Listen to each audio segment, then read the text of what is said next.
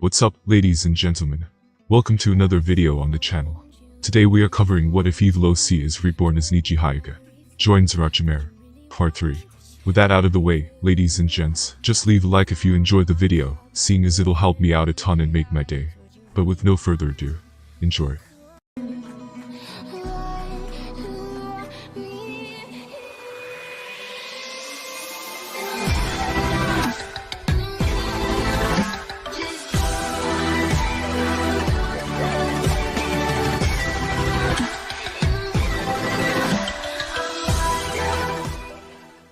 Thank you for your words of praise, OROCHIMARU. In fact, this move wouldn't have been possible if not for your Senjutsu chakra. I apologize for destroying Sasuke's seal, but I had to, for more strength.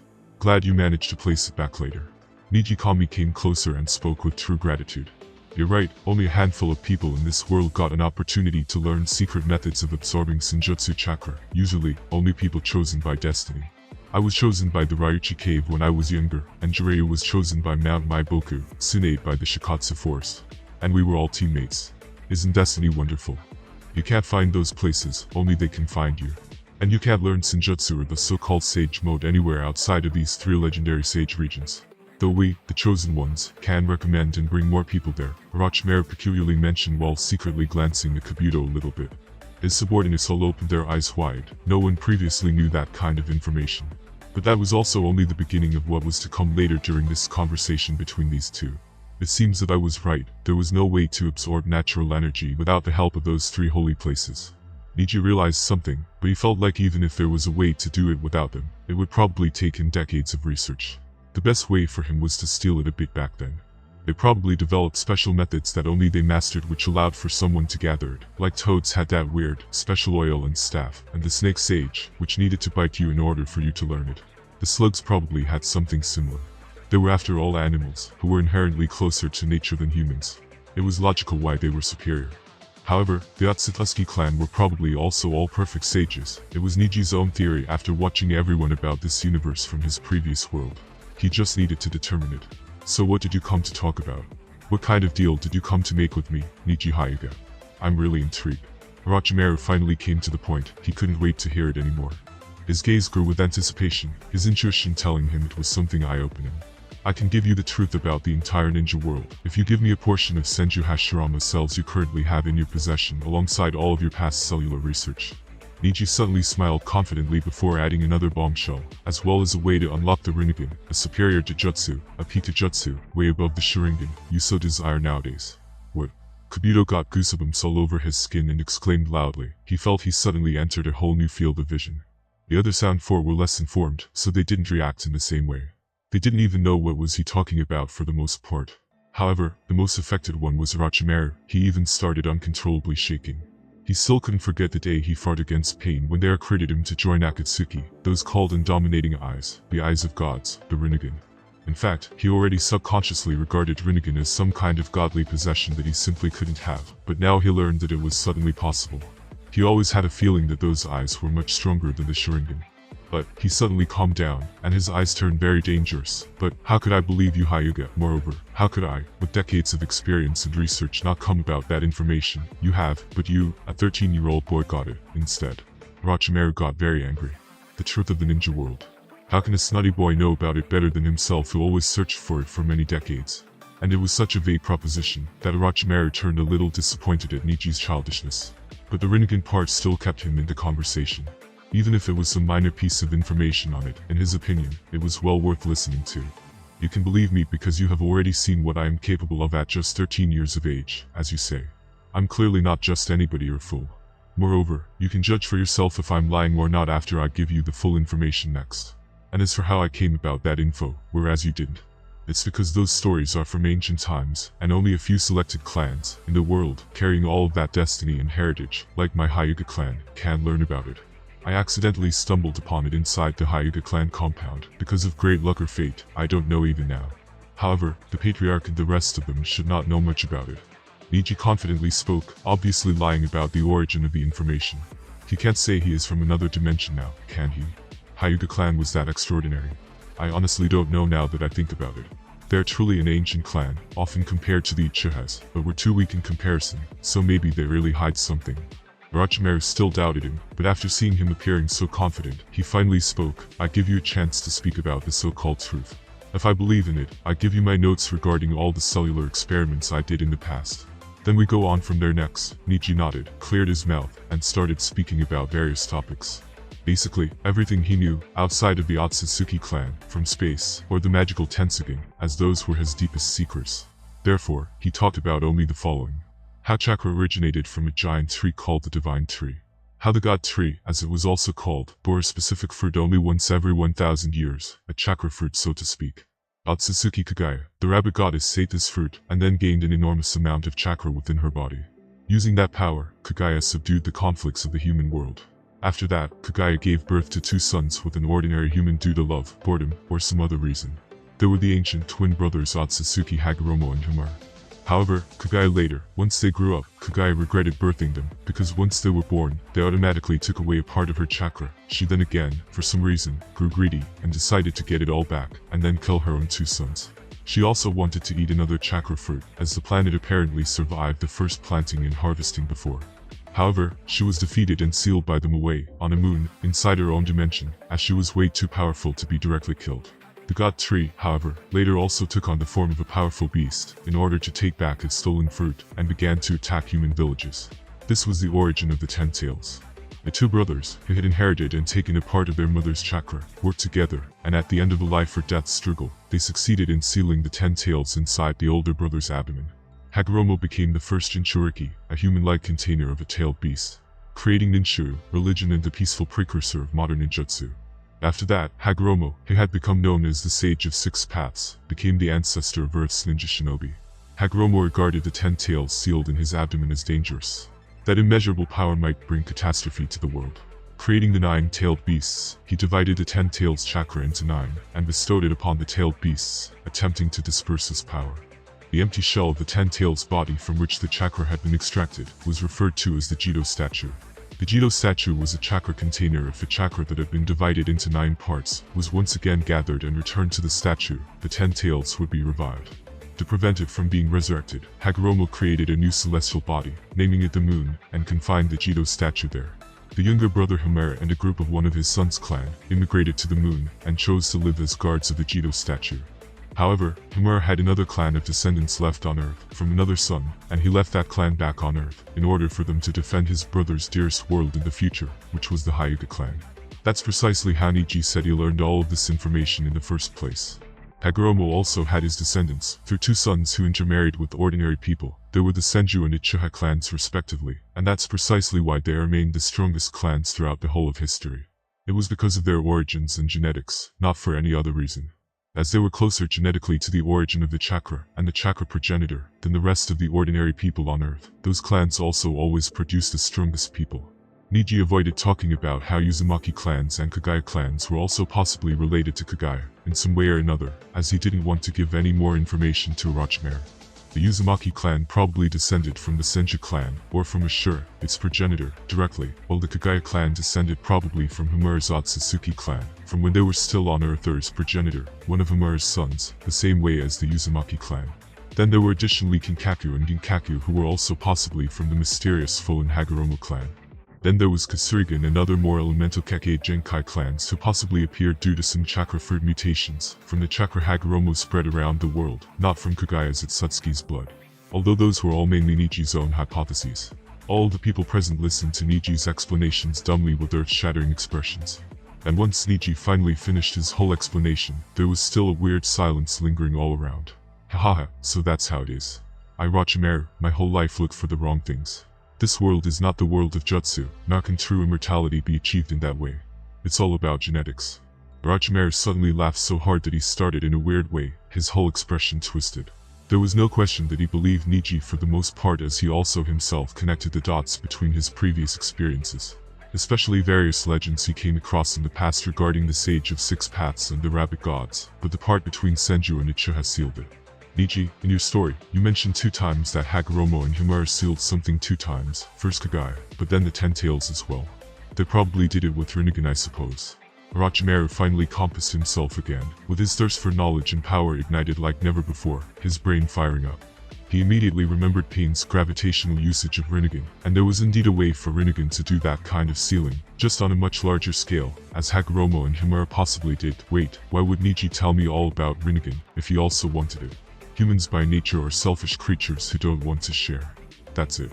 Hamura probably also had another secret kind of Jujutsu, on par with Rinnegan, and Neji wants that one instead. Meanwhile, the Sharingan and Byakugan were probably just watered-down versions of those two superior Jujutsu. Then the method was no, it's probably not that. The method would be too simple, and many Senjus and Uchihas probably intermarried in the past, but there were no Rinnegans. It must be a closer genetic connection to those progenitors of chakra. But how to achieve that, that's probably Neji's secret. Neji didn't interrupt Orochimaru's current thinking, and everyone else was also deep in their thoughts. And once Orochimaru finished thinking, Neji finally spoke. Yes, as you guessed, Hagoromo probably had Rinnegan. And the way to unlock it, I will tell you after you also now give me those Senju cells, your cellular research papers, and keep the meeting of us secret from anyone until at least 3 years later. After that, the method is yours. Neji proposed the final part of the deal. For now, Senju cells research should be restarted and put on the same level of priority as getting Sasuke Uchiha and Sharingan. I must also focus all my personal attention on genetic research. That was always my weaker point. Orochimaru still thought about something, not answering Neji yet. Neji was sure that Orochimaru would not reject him. After all, the genetic technology of this world, required to tap into the Otsutsuki potential, was still way down there in Boruto's ear. Neji's Jujutsu was the only way in the present era to tap into that. Orochimaru couldn't waste his information regarding Rinnegan. Yes, in Neji's and now probably Orochimaru's opinion in addition, the only way to acquire Rinnegan Tenseigan level of Jujutsu was to improve your genetic information closer and closer to that of the progenitor of the chakra itself, Kagaya Otsutsuki. Orochimaru probably didn't guess yet about the existence of other aliens like herself, and how she was strong and genetically superior way before she ate the chakra fruit, as her whole galactic clan was superior like that. Combing Ashura's and Indra's DNA in order to obtain Rinnegan was just that, a way to bring yourself infinitely closer to those higher beings, but it doesn't mean there weren't other ways to improve your genetics. Neji, his whole life, worked for the development of a DNA vision, his biggest trump card. Once you saw them yourself, it would be easier to categorize and even change them. Neji, you have a deal. I agree to your terms. But 3 years later, I will find you for the information about unlocking Rinnegan. Orochimaru suddenly licked his lips a little as Kabuto came in, and helped him summon a thick notebook and a small bottle, handing them right over to Neji in front. Finally. I'm again closer to being free. Neji inwardly turned euphoric, but still pretended to be calm outside, as he inspected the 2 items he received with his Byakugan calmly.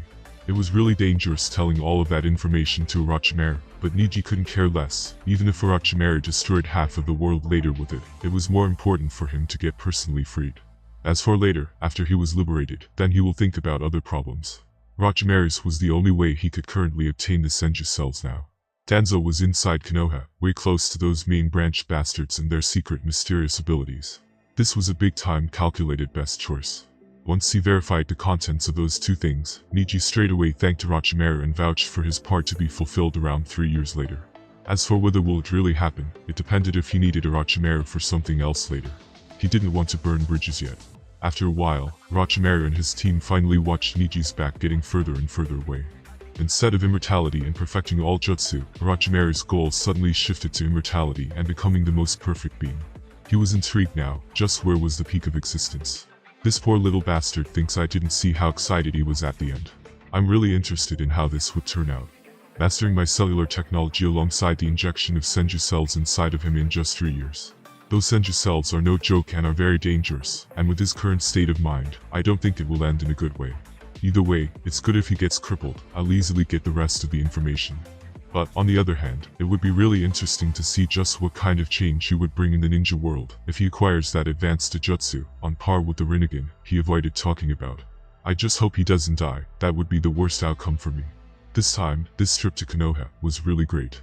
Orochimaru grinned hard. However, Orochimaru didn't factor in Neji's future microscopic Byakugan vision, therefore, that 3-year timeline looked much more realistic to Neji than it seemed in Orochimaru's opinion. A new day has come. Early in the morning, while the Konoha was still nearly half destroying in morning, a big funeral ceremony was held for the 3rd Hokage, alongside all the fallen heroes during this surprise attack. The sky was still half dark and unusually cloudy for a summer day.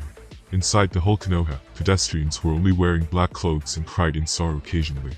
The grand ceremony was being held on the first floor of the Hokage's building, inside the so-called mission hall. Thousands of people were already gathered there to observe the ceremony and pay their respects. Jonin, Chunin, Genin, Anbu, civilians, everyone was there with sorrowful expressions. Neji didn't even sleep that night. Not because of the Hokage and others, but simply because he was immersed in reading Orochimaru's notes on cellular research during the whole time, in addition to practicing that new soul technique he stole from this Hokage's house. It seems it wasn't a big deal now, as they didn't even publicize the matter. And they have more important things to deal with, like the reconstruction of this village, finding a new Hokage, looking for Orochimaru, and preparing for any other kind of possible attacks coming from the other big villages, now that they smelled blood. Of course, as he just got the technique, he couldn't make his soul leave his body like Dan Kato, but he felt like the more he tried to do it and exercised in the way described in the scroll, the more powerful and strengthened his soul would become, which in turn would increase his Byakugan's power and increase his internal vision. Finally breaking through the microscopic level he needed for his next part of the plan. Regarding Orochimaru's cellular research papers, it was very complex, but also a little easier to learn for Neji than it was for other people, due to all of his knowledge from the previous world of science, and also due to his Byakugan internal vision. But still, both the microscopic vision and cellular mastery required for him to begin human experimentation would take many months to master. And then after I successfully master Senju Cell's injections to both ordinary shinobi and then Hyuga clansmen, only then will I feel confident enough to do it on my own body. Neji suddenly thought dangerously. He clearly planned to kidnap some guinea pigs from Konoha when the time comes. As for why and how he brainstormed that he could awaken Tenseigan if he injected Hashirama's Senju cells inside of himself, it has to be explained from the beginning of Hamura's side of the story. Hamura Otsutsuki originally probably had 2 kids, and while those 2 kids were never mentioned for some reason, they still had their descendants as well. It turned into 2 different clans later on. The Hyuga clan, which inherited Hamura's strong eyes, Taijutsu, and weak body. They had powerful eyes but low life force and chakra reserves. That's why they heavily relied on precision strikes and their gentle fist Taijutsu technique, with ocular assistance in the form of strong Byakugan vision. The Hyuga clan probably stayed on Earth to guard the ninja world, or something along those lines, while the Otsutsuki went alongside Hamura to the moon to guard the Jito statue. The Otsutsuki clan, on the moon, had weak eyes but very powerful bodies, life force, and chakra reserves. Just like the Uzumaki and Senju clans of the Hagoromo's descendants on Earth. Those 2 clans, Otsutsuki and Hyuga, complemented each other well. They were like yin and yang forces.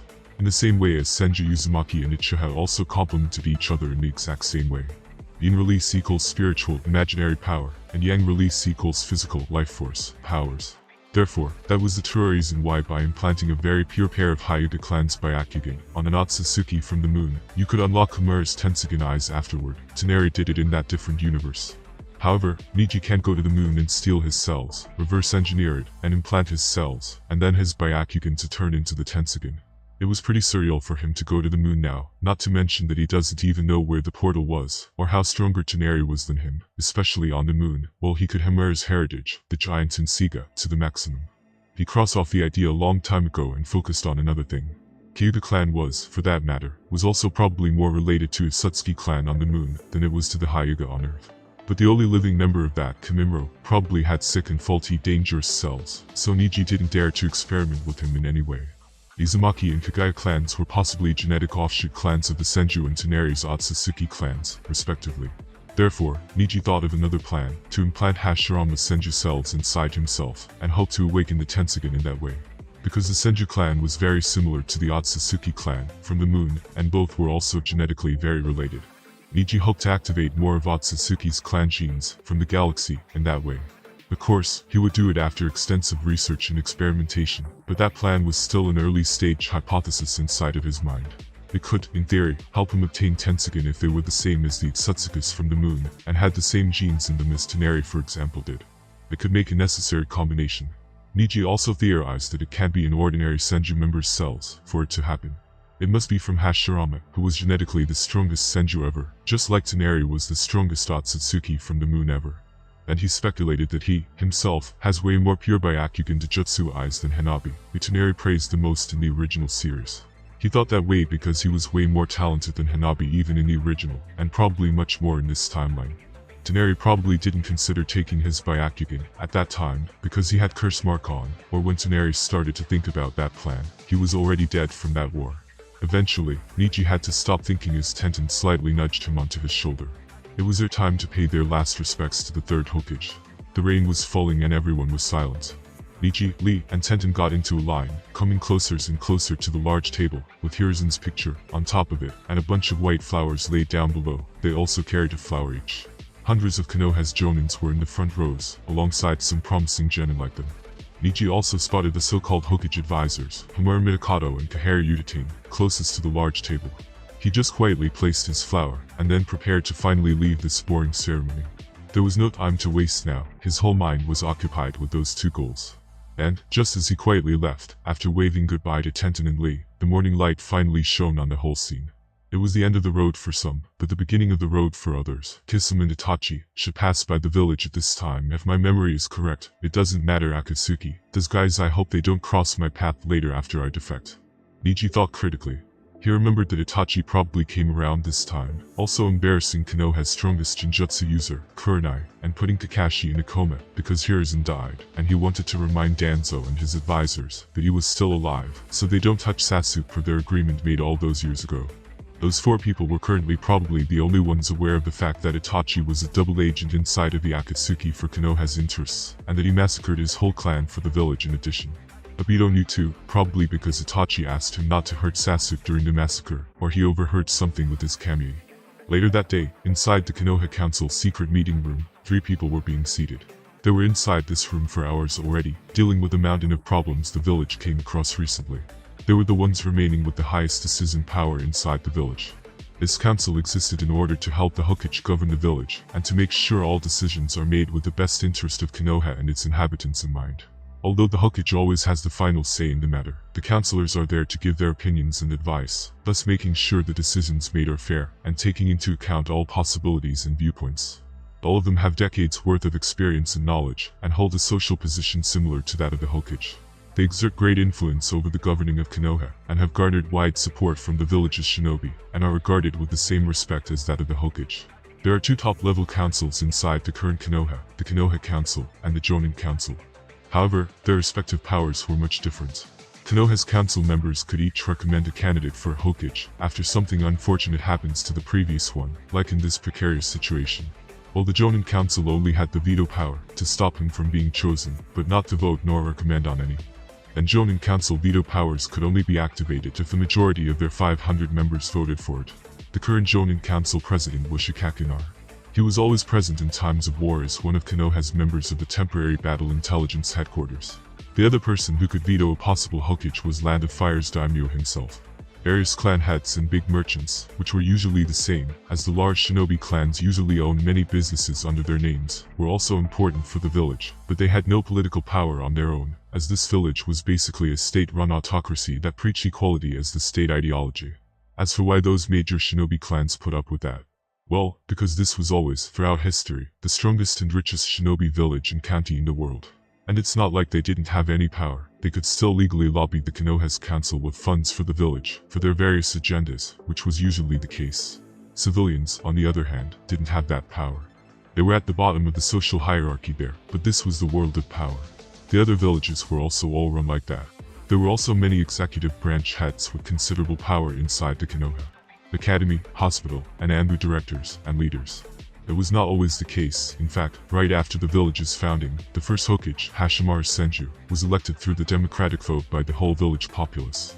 But Senjus only allowed it at that time in order to trick Madara, as he was always gloomy, and his whole clan was too arrogant, so ordinary villagers voted for Hashirama.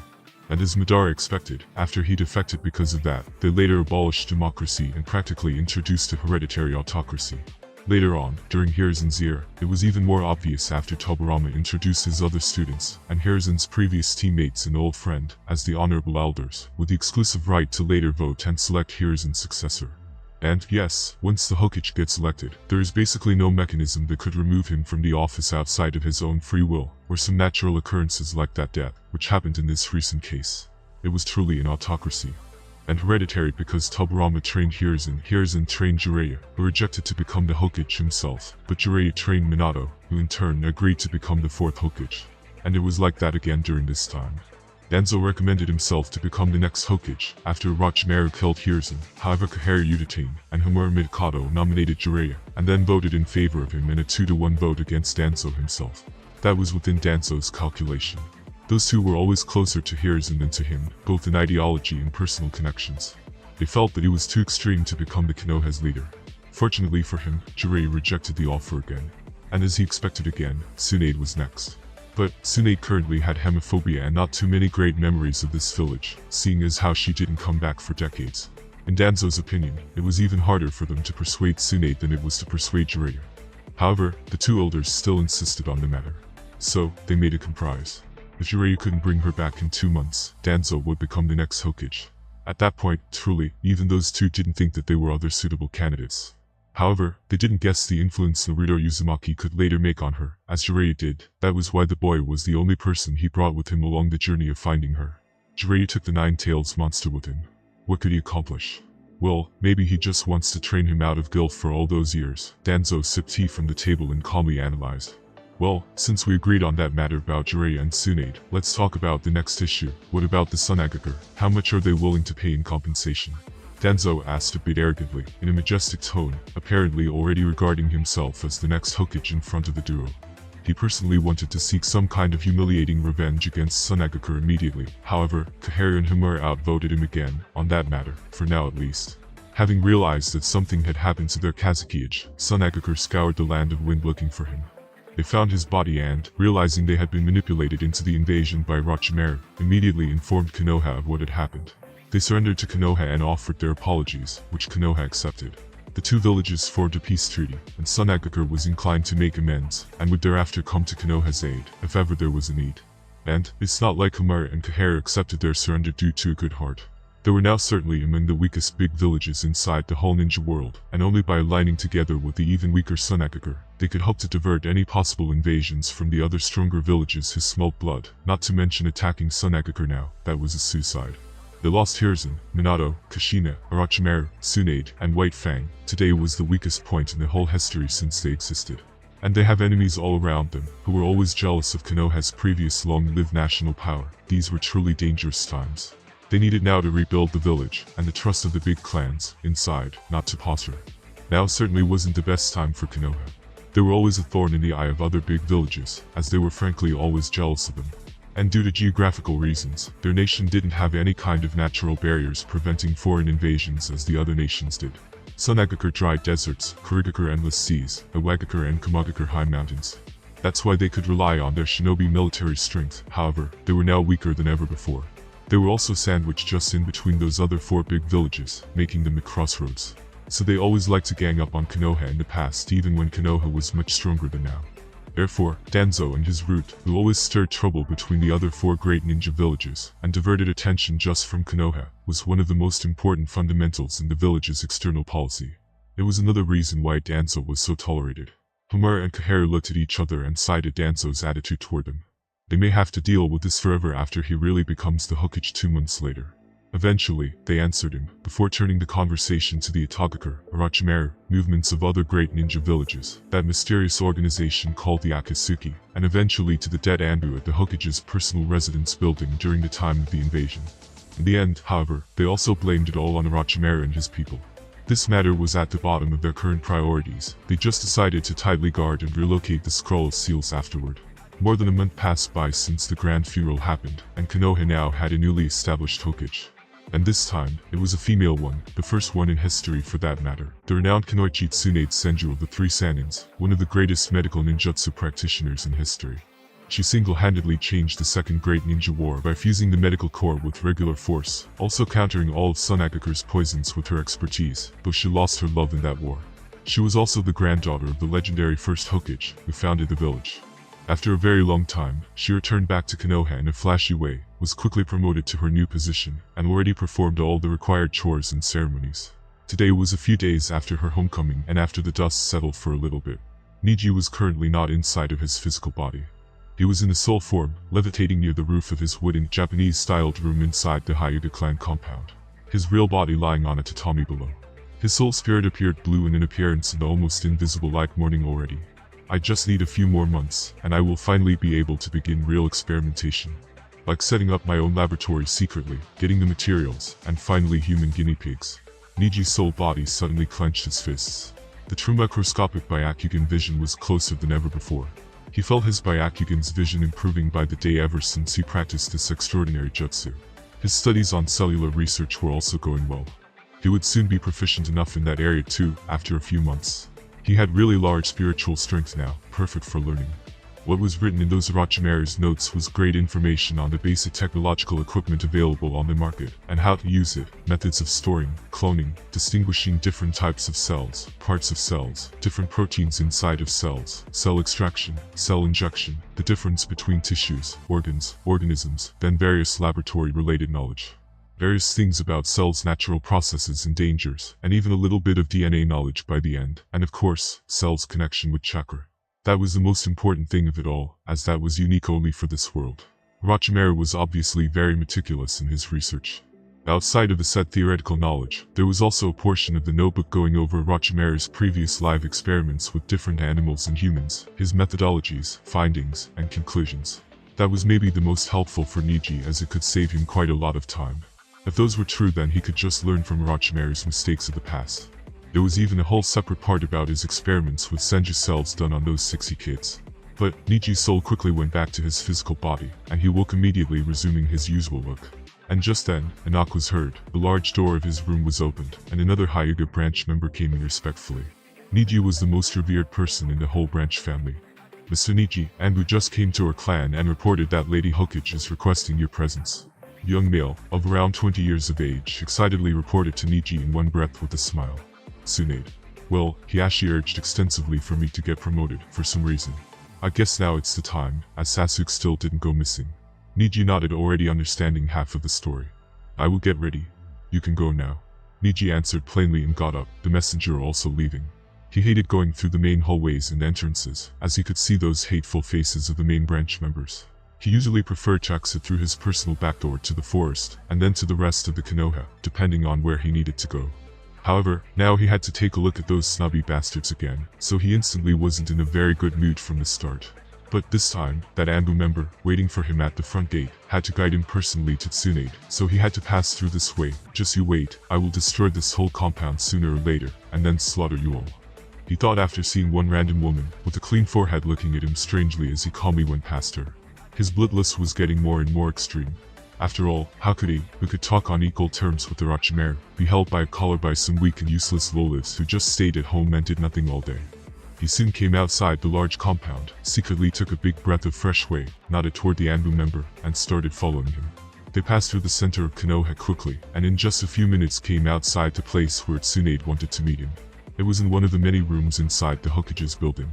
Many ambus were stationed all over the place, protecting her, while he noticed another person approaching in a quite lazy manner while yawning. "Huh." Shikamaru suddenly stopped yawning and opened his eyes a little. "Neji, you're here too. It seems that you are going to become a chunin too. Congratulations, Shikamaru, I suppose you deserve it." Neji wasn't lying. Out of all the rookies this year, Shikamaru was the most intelligent one, as well as interesting to him due to that unreleased shadow possession jutsu. Neji always wanted to steal it before, but then gave up after getting the spirit transformation technique. It was the ultimate soul technique that he could use to break through all the way to the DNA vision, he felt, though it would take many years. There was no need now for any other subpar techniques now in his opinion. He just needed to stay longer and longer inside his soul form and exercise his soul in that way. Just like there were exercises for the body, Neji found that the soul likewise could be exercised in that way. "You too, Neji. Congratulations on becoming chunin, let's go in." Shikamaru replied in a lazy manner and opened the door. However, in his mind was another story. This guy is a way bigger trouble than Sasuke Uchiha. If Sasuke is an obvious trouble, then this one is a ticking time bomb. They probably entered the room after a knock. Tsunade was sitting in front of a curtain with the Konoha symbol drawn on it, and behind a small table with some kind of scroll on top of it. Shizu, Ninterpig, Genma, Ibiki, and Anko were all behind her alongside a few more unimportant people. Tsunade was very willing to believe in the attainability of dreams while Nawaki, her younger brother, and Dan, her lover, were alive, and that by supporting and encouraging those dreams, she might be able to help achieve them. However, when both died gruesomely shortly after receiving her support, Tsunade lost faith in the idea of dreaming of anything, believing that the mere pursuit of it would be doomed from the outset. She also became especially critical of wanting to be Hokage, as both Dan and Nawaki died trying to attain the title, and the past Hokage have all died prematurely. Tsunade was forced to reconsider her cynicism upon meeting Naruto Uzumaki, who demonstrated two things to her. Just because a goal seems impossible does not mean it actually is, as Naruto was able to master the Rasengan unprecedentedly quickly, despite seemingly lacking any natural talent. Just because the dreamer dies does not mean the dream itself does, as the Waki and Dan's desire to become Hokage lived on in Naruto.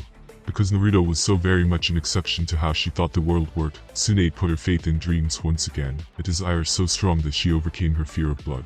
She became Hokage herself, partly so that she can live Nawaki and Dan's dream for them, but also so that she can pave the way for Naruto to inevitably hold the title. She was a fair-skinned, pretty-looking, busty woman with brown eyes and straight blonde hair that parted above her forehead. Her hair had shoulder-length bangs that framed her face, and the rest reached her lower back. She also had a violet diamond-shaped seal clearly visible on her forehead. Shizune, her attendant, was a fair-skinned woman of average height and slender build with onyx eyes and jet black hair. Her hair was straight and of shoulder length, with bangs covering her ears and framing her face. She wore a long bluish-black kimono with white trimmings, obi, and sandals. Neji and Shikamaru greeted her and then remained silent waiting for her to speak. Tsunade, however, at this time, just strangely observed Neji with furrowed brows on her pretty face. This guy is a Neji Hyuga, huh? Impressive record. 2 League Jonins, finishing all of his bouts in a matter of seconds at the Chunin exams, never changing his face or breaking a sweat while fighting, seeking to finish all of his opponents quickly and in the most effective way, even doing that to Naruto. Tsunade held her hands crossed as she examined him while everyone remained silent. She still couldn't believe that Naruto, who was the master of the impossible, in her perception, lost a battle against someone of his own age group, and in such a nonchalant and humiliating way. However, that was the reality. This little guy is probably above all of the Jonin of the village already. Really, a lot changed since I left the village. I never expected such a monster to appear in the Hyuga clan. Tsunade massaged her temples a little. Moreover, seeing him up close, he seems like a sharp sword waiting to be drawn out at any moment. He doesn't resemble someone of his age even a bit. And what's that strange similarity between him and Dan I can sense now? Tsunade frowned even harder. However, she quickly composed herself after Shizune nudged her on the arm a little with a weird face. Yes, haha, I was just curious about the Hyuga clan's biggest genius in history, as I was away from the village for a very long time. Don't worry, I called you here to inform you that you are more than qualified to become a Chunin now. And you lack just experience to become a Jonin as well. So work hard and make the village proud of you. Tsunade suddenly smiled in a mild manner. Genma, Ibiki, and Anko also strangely looked at Neji for a bit, while Tsunade informed Shikamaru that he became a Chunin as well. This guy, he oddly reminds me of Orochimaru. He is bad news. Anko's eyes flashed dangerously. Due to all the years she spent with Orochimaru, she could notice when someone was prone to venturing upon a dark path. I must keep an eye on him in the future. It was over quickly and Neji instantly went back through the forest to his room. He didn't care about any Chunin stuff. He just wanted to continue researching and training and ever since the Konoha was invaded, his team wasn't called on any missions. He supposed that they wanted to keep Might Guys stationed inside of Konoha for safety, in case some other big village attacked them. It was perfect for him, who didn't want to waste even a second of that time. Though, that would soon probably change after Sasuke's venture outside the village along those Sound 4 he met already. And as if he had a prophetic ability, a few days later, early in the morning, he was summoned to Hokage's office by Tsunade, alongside Shikamaru, again. Shikamaru wore his official Chunin attire, while he still wore his previous white kimono attire, as Chunin could still wear whatever they wanted. Sasuke Uchiha apparently slipped out of the late village last night, and there's almost no mistake that he is headed for the Itagakure. Tsunade crossed her fingers and seriously spoke to the two. Fortunately, Sakura actually informed only her 2 personal assistants of that, and no one else, so there was still a possibility for salvation in claiming that Sasuke was actually abducted instead of running away on his own, which would make him automatically a wanted criminal and a ninja rebel. Therefore, she immediately warned the young girl to not speak of that to anyone else, and also gave her a promise that she would try and bring Sasuke back.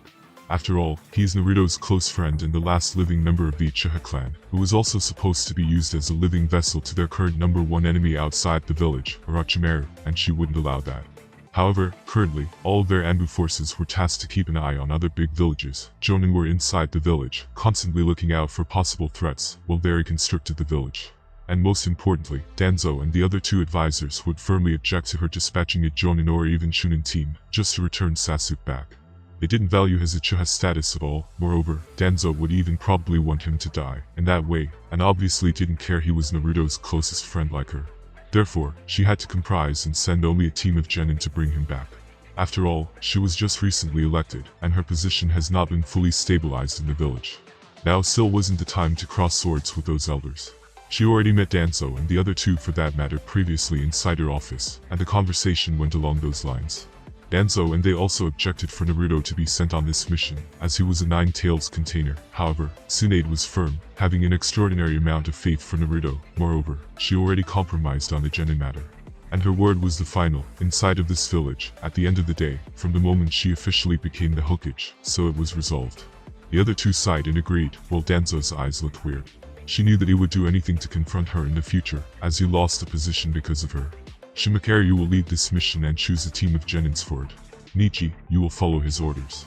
I also recommend that you bring Naruto on this mission. Tsunade continued speaking. I still have a really odd feeling regarding this Neji guy. It's better for Shimakari to be the leader. Neji was silent the whole time, while Shimakari opened his eyes a little, probably already having realized Orochimaru's involvement and Tsunade's plight at this time. He thought about Sasuke next and just sighed before agreeing. Neji agreed in a restrained manner as well before surprisingly opening his mouth, with some kind of difficulty. Lady Hokage, I previously got an internal injury when developing a new gentle fist kind of move on my own. I might not be much stronger than an ordinary jonin at this time. So, I apologize in advance if I fail your expectations during the mission. Both Tsunade and Shikamaru looked at him in surprise. Tsunade immediately started inspecting him, but couldn't find anything weird. And not like she had it by Akugan to check it extensively. And even if she had, Neji's current mastery of chakra control could really make something like that appear a reality, so he wasn't worried. All of a sudden, Tsunade couldn't decide if he was lying or not, or if he lied, why would he lie? Is it because he was in a contact with Orochimaru, but why and when? However, in her opinion, ordinary jonin level strength was enough, everything would be fine with Naruto there. Once they got back from their mission, she would decide on that matter with Neji. It doesn't matter, Neji. Just give it your all. I appreciate your effort to help even in that state. This is for the best, in this way I could preserve the plot. I already contacted those Orochimaru's minions inside the village yesterday. Everything is decided. Neji thought to himself in relief after he and Shikamaru exited the building, now going to call on Naruto first, who Tsunade recommended. He was constantly on the lookout for the Sound Four, and found them covertly once they came into the village to take Sasuke. He told them that he would probably be dispatched to retake Sasuke back, and asked them to pass on the information of his terms to Orochimaru in some way, and he was right. There were really more secret spies inside of Konoha, other than Kabut, and methods of communication. He personally exchanged some written words with Orochimaru, and they agreed. I told Orochimaru that I would keep my hands, and even do my best to get Sasuke delivered to him on a silver platter, from the inside, but only if he'll provide me with funds and rare pieces of equipment I need for my secret laboratory during these next few years. Neji thought elatedly he would keep his hands, and try getting him Sasuke, in either way, because of the plot, but Orochimaru didn't know that. He told him that he risked very much by doing that, so he needed some kind of compensation, if they would continue cooperating in the future regarding the information on obtaining Rinnegan. Orochimaru was a rational and calculating guy, so he agreed. He felt like many other transmigrators that came into this world, in all those fanfictions he read, overemphasized the importance of money in this world where the stronger fist ruled above everything else. If he needed money, he would just steal it from someone then. Of course, money was still important for people who operated large organizations, and had global aspirations and goals like Nagato and the Akatsuki. They lay dormant for many years just to gather enough funds. They arrived quickly in front of Naruto's worn-out building, and Shikamaru knocked on the door, after sighing, not knowing how to handle the relationship between Neji and Naruto from here. Damn, this is the worst possible first mission as a chunin.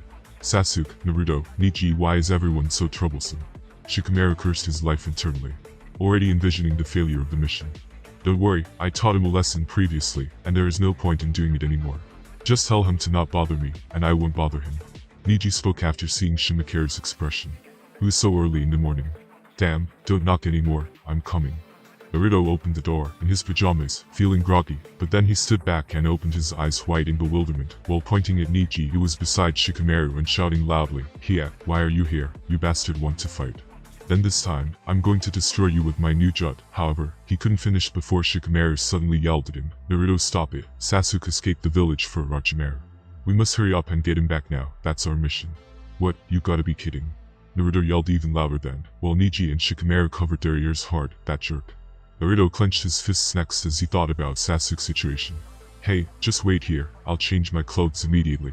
Naruto exclaimed and went back to change, already forgetting about Neji. Neji looked at his back and felt that he was ridiculous. He never understood Naruto's weird, almost unnatural feelings for Sasuke, even in the original, but it's good that his defeat against me didn't damage his spirit even a little bit, the plot will be fine. Once Naruto got back in his comical shinobi uniform, Shikamaru explained to him that Neji would also be a part of the mission, and that it would be easier to bring back Sasuke with him there, to which Naruto agreed, alongside a couple of more people they all knew from before. It seems that the lineup is the same as in the original. This guy Shikamaru doesn't want to risk it, even with me here. On their way to the next genin, Naruto was strangely quiet while thinking about something. In fact, his ninja way was to never give up, from the start. And that's why he decided to train harder and defeat Neji in the future. He was now mostly worried about something else, having also realized something was weird about Sasuke ever since they fought on the rooftop of the hospital. But that was probably expected, after having seen how insignificant he was in front of Itachi, who put him inside the Tsukuyomi, and then even stupid Naruto getting stronger than him. Naruto couldn't understand any of it now, but Neji clearly understood him, having watched the original.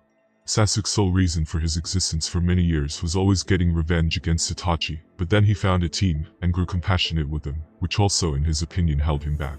Choji, Kiba, and Shino were also picked up by them, and Shikamaru explained to them their mission and strategy. He came with as well, right at the village gates. Then Sakura came as well, crying, begging for Sasuke to be brought back. Naruto calmed her, and then they all went on their mission. In Neji's opinion, Choji was even more stupid than Naruto, and Kiba constantly provoked him because of Hinata. Along the way, Naruto also couldn't keep his mouth shut occasionally. Therefore Neji only communicated with Shikamaru, and was constantly on the verge of breaking out and beating them badly. He wasn't in a very good mood since the day started to begin with, and he felt like there was a mince difference of at least 10 levels between them. But the smartest of them, Shikamaru, constantly calmed him. He was only qualified in that whole generation, Neji thought. Those Sound 4 already knew that they should pretend not to know him since then. During the whole mission, he pretended to be weaker than he actually was, but that was only keenly noticed by Shimakaru, and no one else. Moreover, Shimakaru also didn't know if Neji was previously really speaking the truth or not to Tsunade, due to his great acting.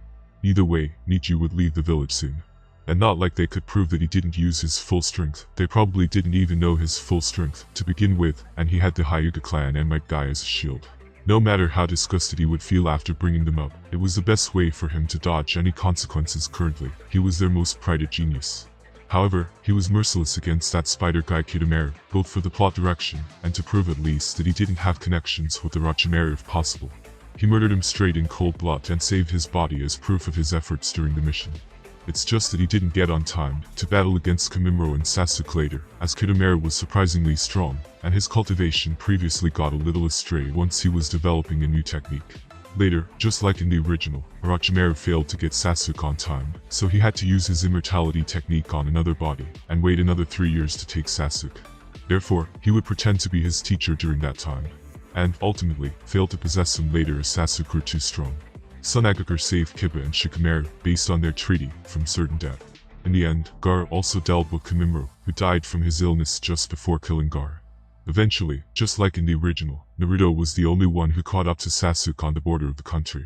Despite pleading for him to turn back, Sasuke refused, and thus the two fought hard, with each upping the ante by pulling out their respective power from the Nine Tails and the Curse Mark. Eventually, both go to strike one another in a final clash with their strongest moves. However, when the dust settled, Sasuke became the victor, albeit heavily injured. Kakashi and a few ninjas from the Leaf eventually came across the Retrieval team, with Kakashi arriving only seconds after the Naruto and Sasuke battle has ended. He then took Naruto back to be healed, and the mission failed.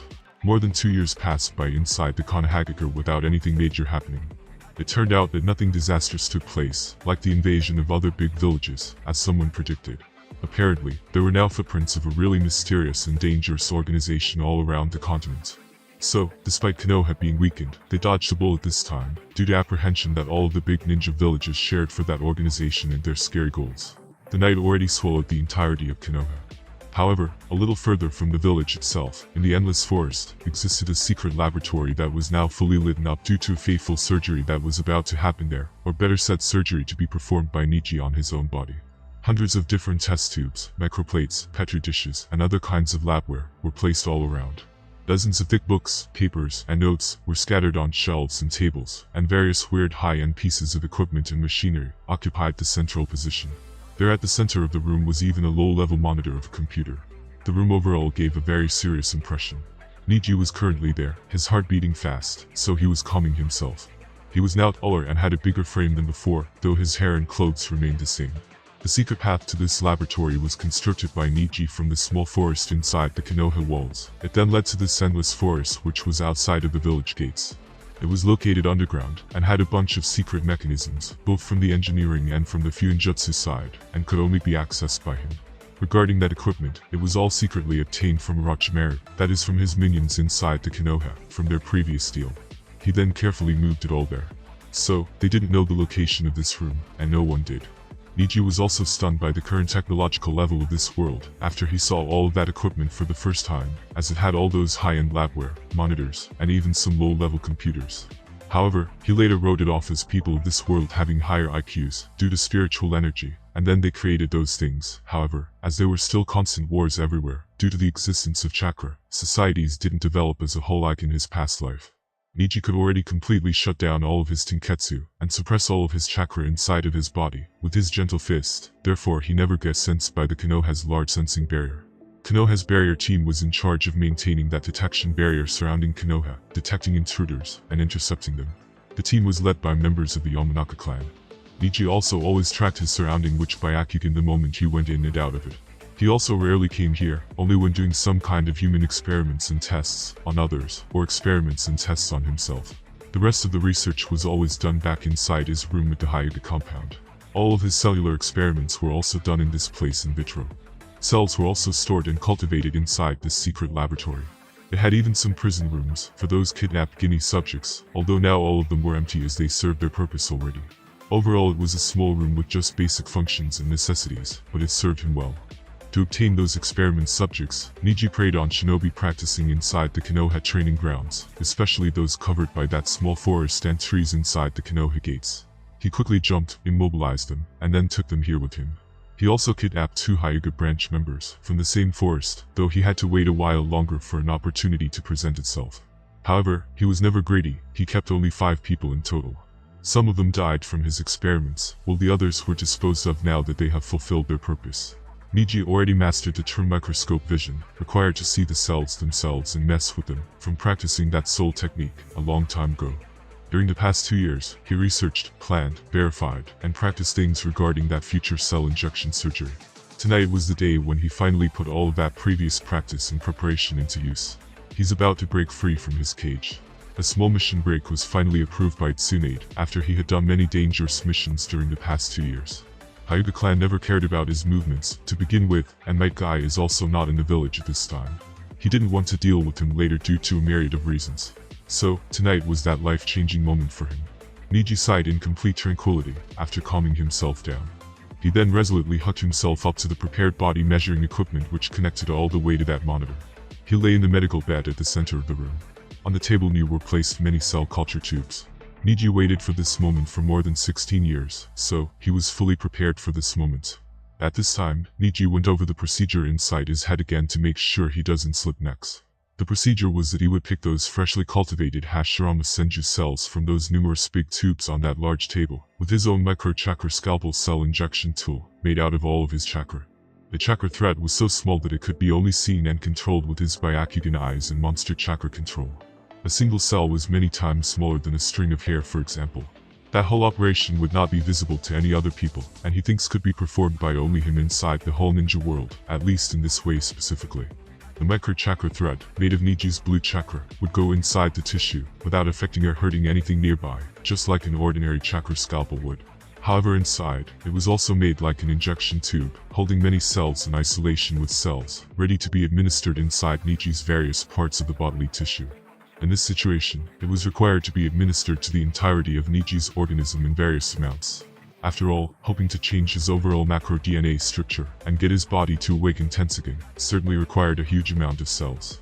But it must be done safely. After all, injecting too many foreign cells could result in a certain death, and that's why all those experiments and tests. Neji now knew how much was the limit. That experiment on Hyuga branch members was especially helpful as they could take much more cells than those ordinary Konoha Chunin shinobi he also abducted.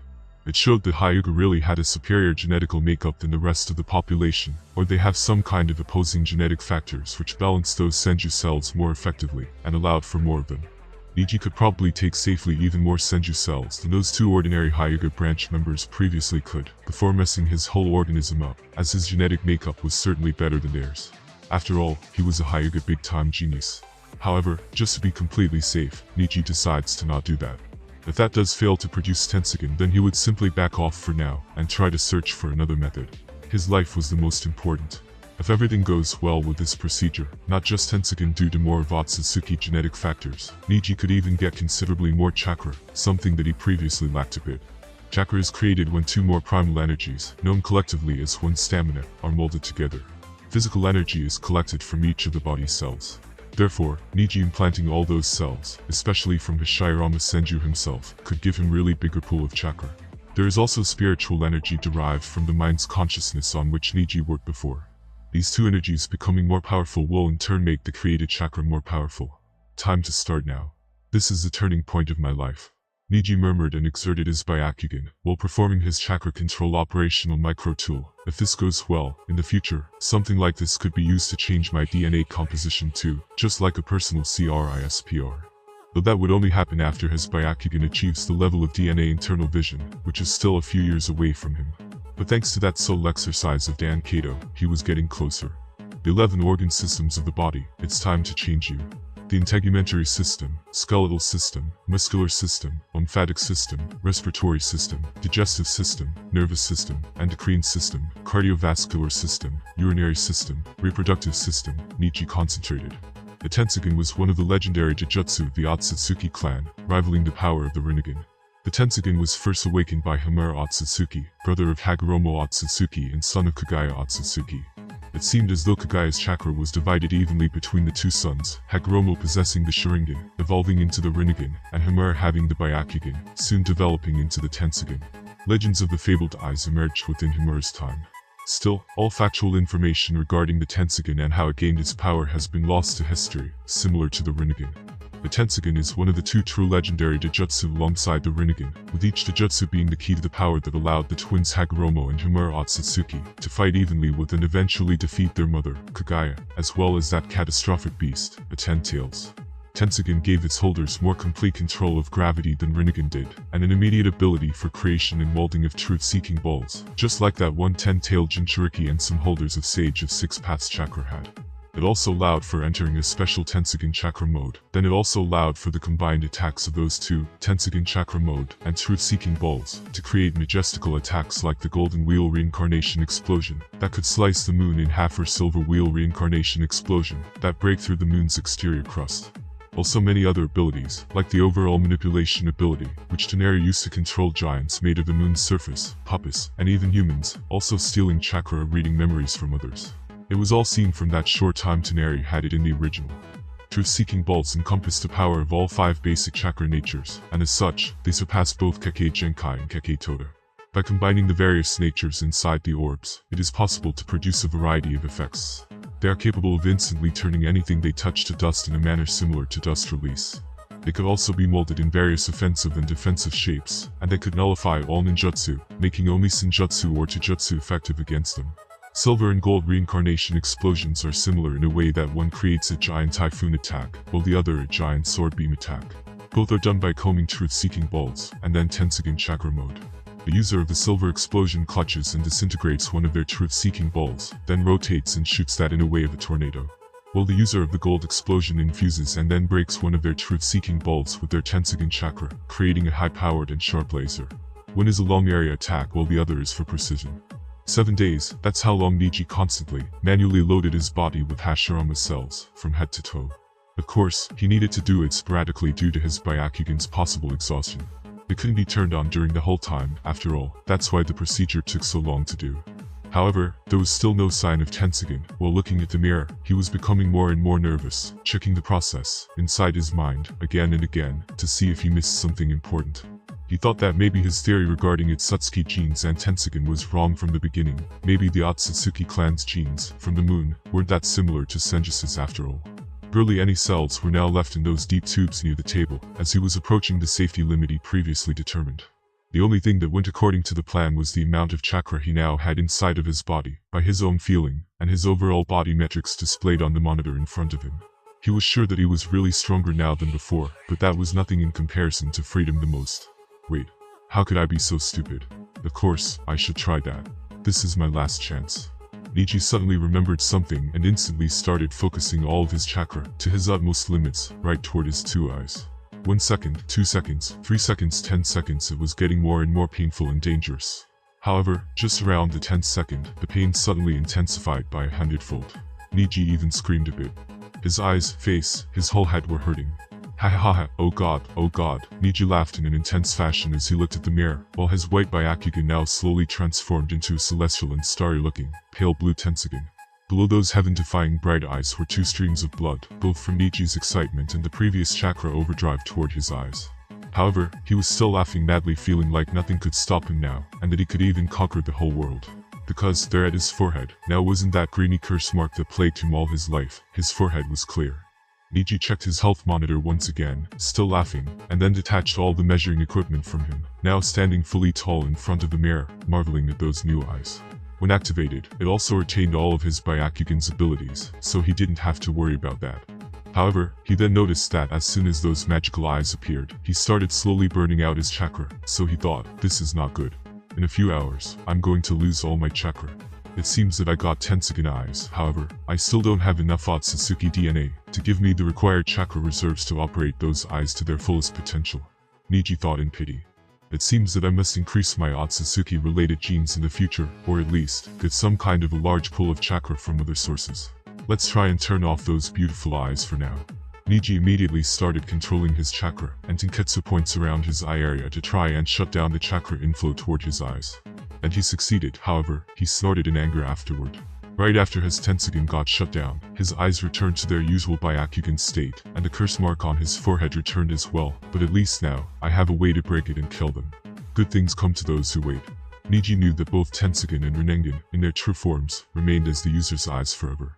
However, it seems that he can't use Tenseigan to the fullest, as he lacked more chakra, he could only use it periodically like Sharingan and Byakugan were used. But it wasn't all that bad. Neji would now surely find a way to improve his chakra reserves further next, after he gets his revenge on them. I must familiarize myself with its abilities before I go for the revenge. Maybe I don't even go for it if I could just use it for a few seconds before running out of chakra, Neji thought and swiftly exited. It was not that Tsunade or his Tenseigan was weak back then, it was just that Tsunade fought against Naruto right after he awakened those eyes and was not ready to use it, nor he was familiarized with it. Neji doesn't want to make those same mistakes. He'll go back to Konoha once he was prepared. In the end, after checking the situation of his body even further, Neji realized that he didn't awaken the legendary wood release this time around. However, he wasn't worried. It was even better for him this way. Danzo in the original also had the wood release, however, it didn't bring him much, quite the opposite, it presented quite a danger for his body. Well, Yamato could use it safely, but that kind of incomplete ability was now nothing in Neji's eyes. As Yamato was only a small jonin in his opinion after all. As for why he didn't get it, Neji speculated that in order to obtain it, you need to give yourself an even higher amount of Hashirama cells than he planned for safety measures.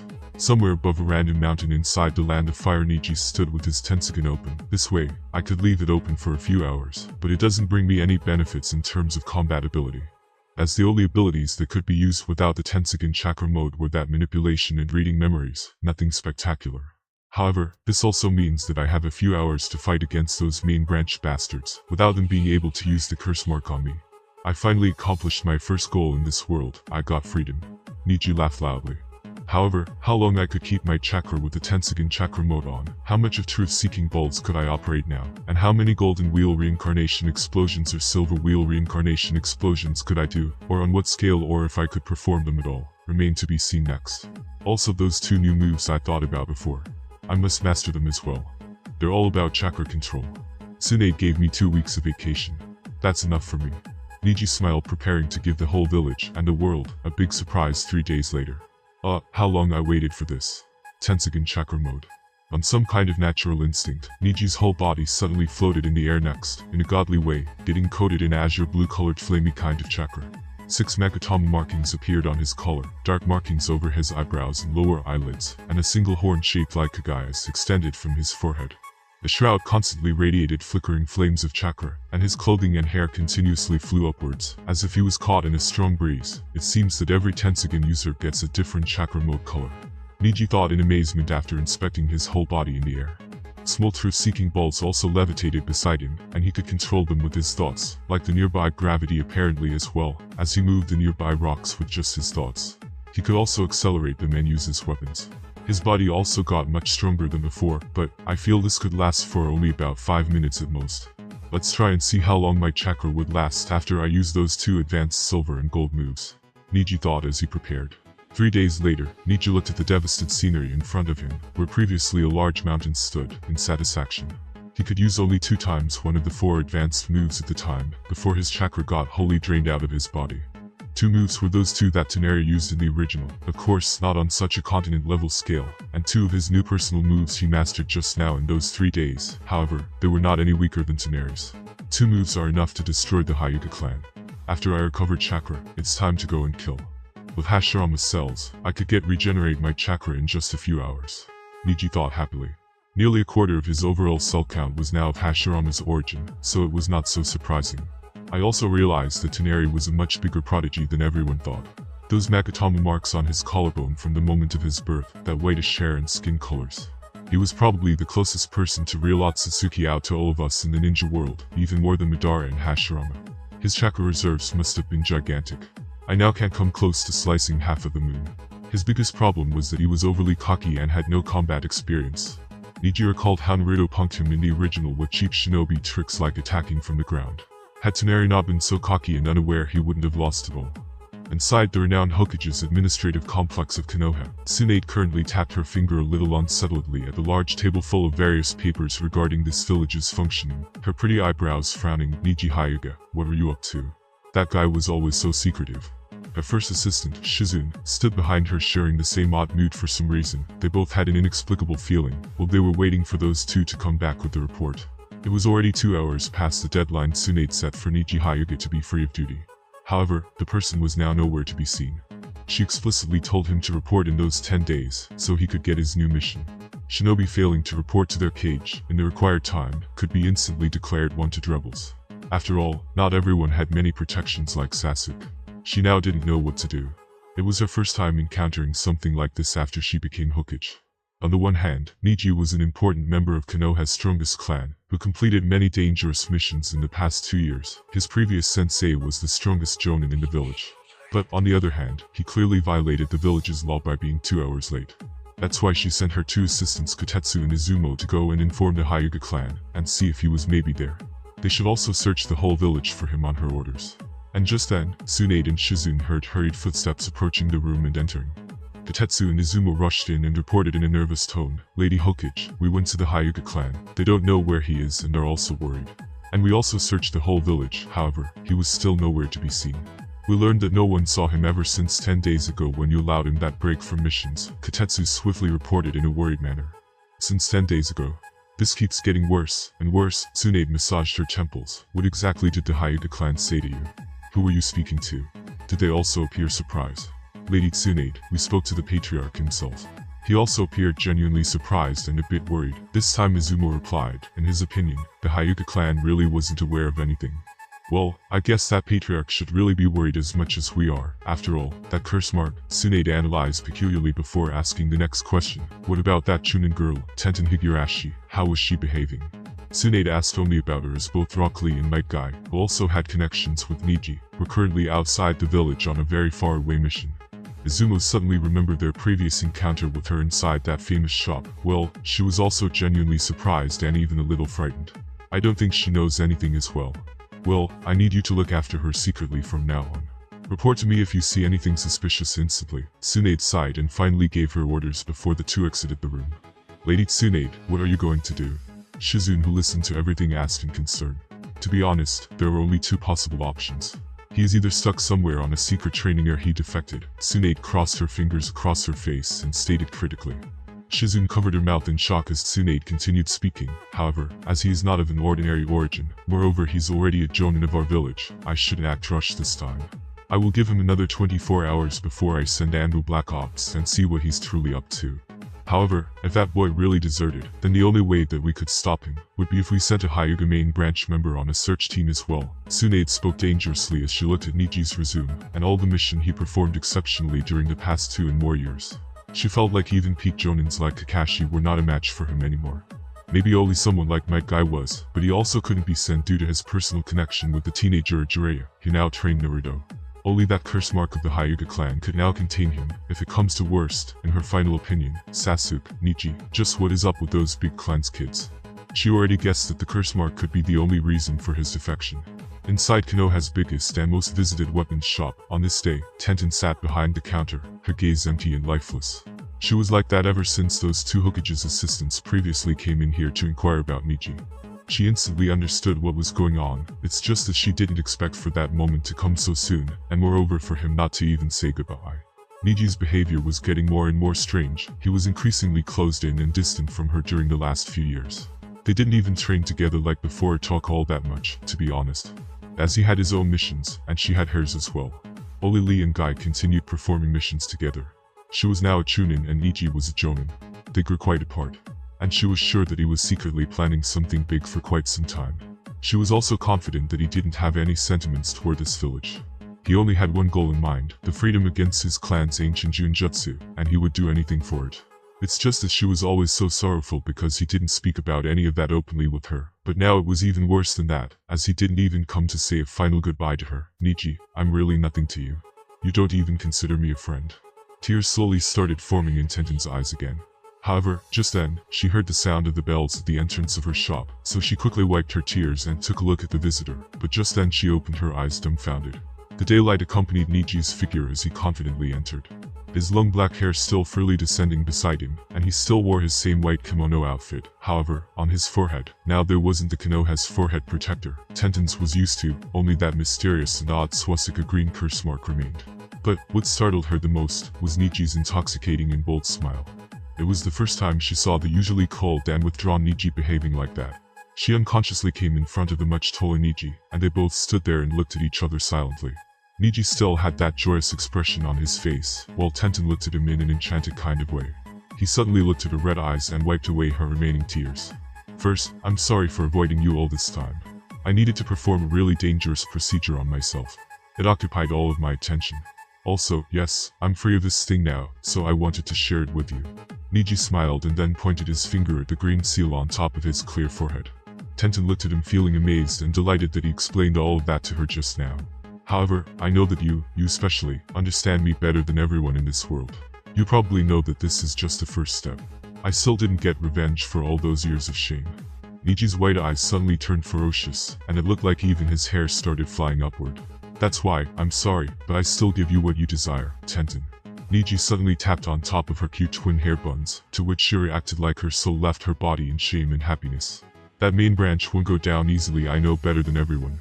They hold many secrets that the world thought impossible. It may even require me to spend some time until I get revenge. I truly don't know what will happen next after I go and attack them now. But, I must learn what they have up their sleeves. Neji's expression turned serious and full of killing intent and hatred. Moreover, your parents are still important members of this village. You should know what I mean. I'm concerned about all your safety. Now isn't the time for me to take you with me. Be patient. Tenten listened to him and didn't know if she was dreaming. Her whole face was red, tears of joy filling her eyes as she listened to him. It seems that he knew how I feel all along. And he even possibly feels the same. But he won't take me because he feels for my and my parents' safety. And he said that I know him better than anyone in this world. And he trusts me with saying all of that information. Tenten cried full of joy. If that was a dream, she didn't want it to end forever. Why are you crying, Tenten? Do you think I'm that dumb to not notice all of your careful concerns for me during all those years we knew each other? How you always secretly kept my secrets without telling anyone? I'm grateful to you, Tenten. You're already the closest person I have in this world, so don't cry now. Neji suddenly even went forward, grabbed her by her shoulders, and then hugged her full of emotions. Those emotions were always there, he realized it. It's just that he couldn't express them before, due to all the concerns he had for the curse mark, his strength, and many other things. But now, it was mostly solved. He would truly be an idiot if he still chose to ignore it. Tenten cried even louder than before, and strongly gripped his sturdy back. Neji, I love you. I will wait for you no matter how long it takes. Just remember to be safe. Without you, I would die too. Neji patted her lovingly on her petite back too. Tenten buried her head in Neji's neck, feeling like she was on cloud 9. However, at this time, on the roof of Tenten's shop, were already Izumo and Katetsu with large holes in their chests, as their hearts were destroyed. It was his small warning to Tsunade to not play around with her once he leaves this village, and destroys the main branch. Tenten, I love you too. I will come to you when the time arrives. Be safe and be happy. Neji suddenly held her arms as they exited their embrace, before pecking her on the mouth a bit. While Tenten finally gathered herself from the surprise, with a red face, Neji was now nowhere to be seen. The only proof of his presence there, a tingling sensation on her lips and his familiar smell. At the same time, inside the Hyuga clan's huge compound, at the main branch's high-rise living residence, a meeting between Hiashi and main branch elders was being held regarding Hokage's messengers and Neji. Hiashi was seated in the head position, while other elders were beside him. We always told you to pay better attention to him before, Hiashi. He was always wandering off somewhere like this. You shouldn't have left him to his own devices, to begin with. Look how he embarrassed our main branch in front of the Hokage now. One elder indignantly spoke to Hiashi. It was true, Neji was always respectful and well-behaved toward the main branch members, so they never controlled him much. And it was the first time today that he caused a scene like this one. Also, Hiashi continuously vouched for him and his personality, and also brought up how he couldn't possibly escape their clutches, due to that thing.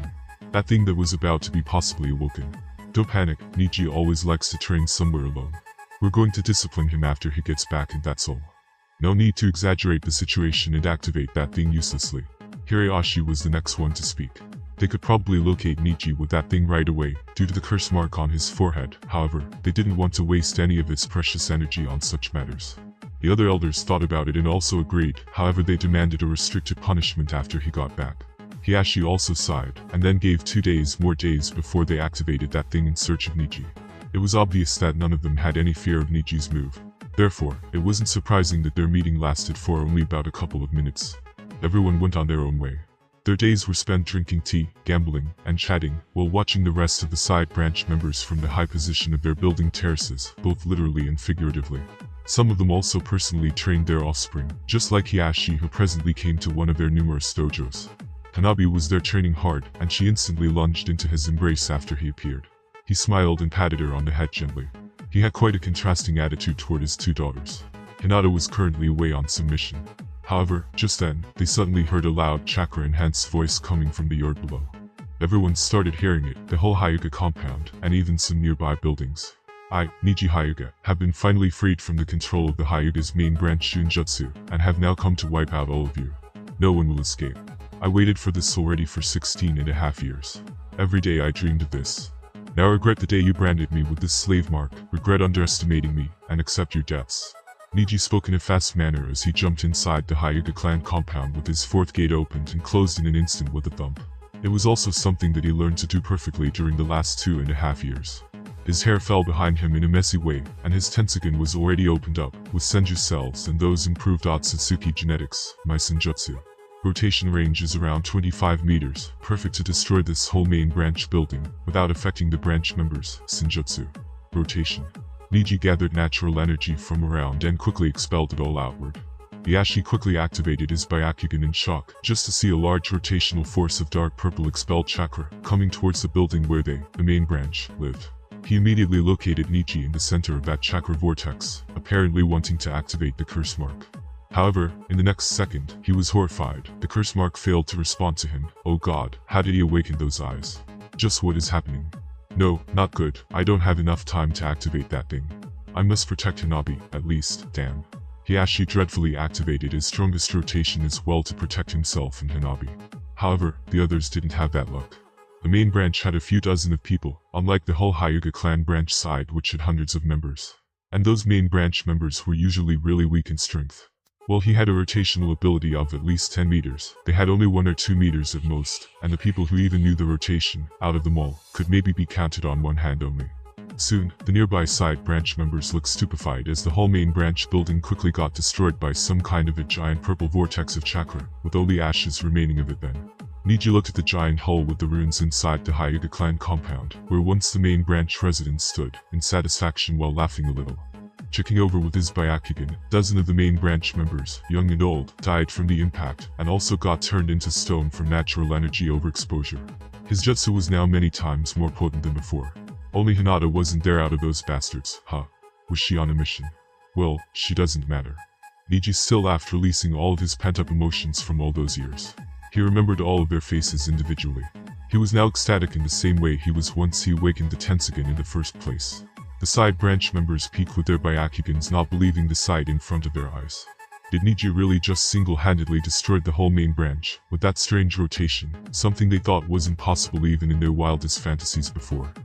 However, just then, the shrieks of pain were heard all around the compound, as all of their curse marks started glowing as they all kneeled down in pain. All of their curse marks got suddenly activated at the same time. They felt like they were slowly getting drained of their chakra. And, all of a sudden, Neji jumped high in the air, barely dodging the upcoming chakra blast from down below. Now, with Hashirama's cells, even his non-ocular sensing ability got a major boost. Suddenly, Hiashi broke through the ruins. In his white full kimono, a mysterious white chakra aura accompanied him. As he held the frightened Hanabi in his arms, he levitated in the air oddly. But the most surprising were his eyes, now looking like they were in Tenseigan at the same time. A big vein popped on his forehead from anger. He was never been this infuriated in his life before. The whole main branch just got annihilated cruelly, and he yelled, "Is this how you repay me, Neji? Repay you for that, your stupid occasional pity. Don't think that I didn't know that you as well also looked at me from high below, as I'm just a trapped servant, in the same way those other bastards from the main side did. Even your little daughter Hanabi does that unconsciously. That is all in your blood. That's why I leave and kill her as well, Hiashi. To wash away all of my shame with your lives. Only that useless Tsunade didn't look at me like that, but she was an exception, not the rule." Neji had an even more maddened expression than Hiashi as he spoke, looking at him menacingly. "Kill my daughter even after killing all of my family as well. Neji, it won't happen, I'll land you now. Blame me for being too lenient and doting on you before, you maddened beast," Hiashi cursed. "Well, you all killed my only family, my father, before, didn't you? From then on, I also stopped considering you my uncle, but my biggest enemy. It's your stupidity that you underestimated me before. You allowed this all to happen out of some small pity and mostly disregard toward me." Neji replied in a chilling tone, his arctic blue, celestial-looking dancing slowly moving in circles. "Damn. Guess how did he get those eyes? I can't believe it, only a side branch member," Hiashi cursed internally. He apparently already knew quite a bit about Tenseigan, so he asked finally, "Who are you working for, Neji?" He still didn't believe that those eyes could be obtained just by Neji alone. Maybe those people from the moon finally acted against us. But why now? Why so late? I'm also curious, what's that white-looking chakra energy using out of you? But it's useless to talk, we'll have to fight it out now. I must try to kill him or at least gather some information quickly before the rest of the Konoha come here. Neji thought as he opened his fourth gate once again. He could now last in that form for about 10 minutes total, thanks to his new Senju Hashirama cells. He could now also open the fifth gate for 5 minutes, however, he decided not to do that in this situation. And to open more gates above that, it was useless in Neji's opinion, as it damaged his body way too much, and he didn't know any taijutsu techniques like Gai and Lee, so it could pay off. He immediately, swiftly launched some rocks and rubble from below toward Hiashi, and his pale, frightened, and shocked daughter in the air. However, before they could reach him, they suddenly all fell back down toward Neji, who stopped them again while thinking, gravitational ability. Is it really Tenseigan? But why did all of those side branch members suddenly get their curse marks activated and their chakra drained to somewhere? There is a big conspiracy, I must figure it out. This is bad, I just awakened this thing after hundreds of years for the first time. Moreover, I need to look out for Hanabi too. My best course of action is to just delay time until Konoha's reinforcements come here at any minute. Hiashi quickly analyzed while repeating everything he knew about their main branch's giant Tenseigan energy vessel. It was secretly hidden somewhere in the land of fire, and it could telepathically send chakra anywhere on Earth. Those side branch members' curse marks were connected to it, not to him directly. He presently just connected himself to it with the special seal every patriarch of the Hyuga clan gets. Although the other elders were aware of its existence, only he could effectively control it and borrow its powers. But only during extreme circumstances like this one. It wasn't fired off ever since ancient times, so outsiders forgot about it. It was also made during those ancient times. The Hyugas were also aware and got a part of Hamura's heritage, just like those Otsutsuki from the moon. That's how they got an idea for it. The Hyuga clan split was also closely connected to its creation. In the past, during those long-forgotten times, some members of the unified Hyuga clan jointly worked on and developed it based on Hamura's heritage, which was available to them through the clan archives. There were a group of elders at that time. They became the first ruling caste of the Hyuga clan, followed by their descendants. And it was not about power, it was also about practicality, as they devised a curse mark to take the chakra out of everyone else, as further nourishment toward the giant Tenseigan. How exactly was it created, and using what mechanism, even Hiashi wasn't aware of. But he knew that even today, all Byakugans of the deceased of their clan go toward that place secretly, and are then fed to the giant Tenseigan. That was another good reason why the curse mark was necessary. Every Byakugan was precious, as the supply of chakra that the giant Tenseigan could give was limited. Therefore, the only way they could lose Byakugan was if someone marry outside their clan, and then give birth to a child that wasn't Hyuga, and that Konoha protected. There were multiple cases like that in the past. One of them even got killed during the war, and his one Byakugan eye was stolen by Kurigakure shinobi. Otherwise, when a Hyuga dies, their Byakugan is automatically sealed for them to take to the giant Tenseigan covertly later. And if someone attempts to take it out while they were still alive, those eyes were also sealed in the same way. Hiashi, he's trying to buy some time. Let's see how good are you at close combat against me then. Neji thought as he jumped high into the air toward Hiashi, who looked at him and his eyes oddly. Neji already sensed that Hiashi was receiving chakra from somewhere really far away, thanks to his newly acquired sensing ability. He immediately speculated that the Hyuga, from the earth, created something akin to the giant Tenseigan Hamura, created for his descendants on the moon to live. What connections does this kid have with those guys, related to us, from the moon? The only theoretical way to obtain Tenseigan, from those Hamura's ancient writings, was to mix those two types of blood. Hiashi also wanted to learn about Neji as much as possible through their battle. Hanabi nearly passed out in fright, as Neji appeared right in front of them, with his arctic blue eyes. However, just then, Hiashi's free arm suddenly got enlarged many times over, while transforming into some kind of flamey white chakra energy, akin to an ordinary Tenseigan chakra mode to Neji. What on earth is this? Selective and enlarged Tenseigan chakra mode. This didn't appear in the original. Or it was at that time, but just on Tsuneri's palm, while he used Hamura's giant Tenseigan, as he still didn't awaken his personal Tenseigan at that time. Then if it hits me, it could probably drain away my chakra as well. Neji immediately wanted to dodge, however, Hiashi suddenly changed the gravity field on the other side of Neji, blocking him from escaping. No time, I must enter it as well. Neji entered his azure blue Tenseigan chakra mode as well, before attempting to punch Hiashi in front of him straight in the stomach. Hanabi's whole worldview suddenly collapsed. Are they really Hyuga? While she, on weekends, usually practiced sealing away someone's pressure points, she now witnessed such a duel of massive chakra energies and quantities between her father and Neji. And just then, before Neji managed to hit Hiashi, he suddenly saw a large rotation force of white chakra, rocketing him all the way back to the ground. However, once he looked there again, Hiashi was nowhere to be seen. Neji chuckled in response. Doesn't matter, I read your trick just enough. You're now a PKage level, but have the potential to enter the low 6 paths level like me later. Somewhere in between the Hyuga clan's compound and the village, Hiashi thought critically, was it the real Tenseigan chakra mode written in those scrolls? I can't enter it now, only owners of real Tenseigan could awaken it, meaning I can't summon those special orbs like Neji. Moreover, I just activated that thing, so it was still not up to its fullest energy potential. It is still loading up. I also have Hanabi here with me.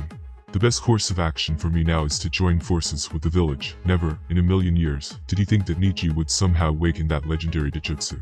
Even though he was devastated by the loss of the whole main branch, and he wanted revenge on Neji, he still kept some rationale a patriarch should have. Now, his daughter, and the preservation and restoration of the main branch were his biggest priorities. Revenge could wait for later times. Where are we going, father? Hanabi blinked her little eyes and asked unsettledly toward Hiashi. Hiashi looked at her a little surprised that she didn't collapse due to all those previous scenes. Yes, Hanabi, you're the last hope of our main branch. To the Hokage's office.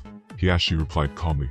And just then, Tsunade and Shizune, and a bunch of Anbu and ordinary shinobi, opened their eyes wide, in shock, as they saw the Weltman Hyuga patriarch, with his favorite daughter inside his arms, bursting into the office through the window with the accompanying sound of glass breaking.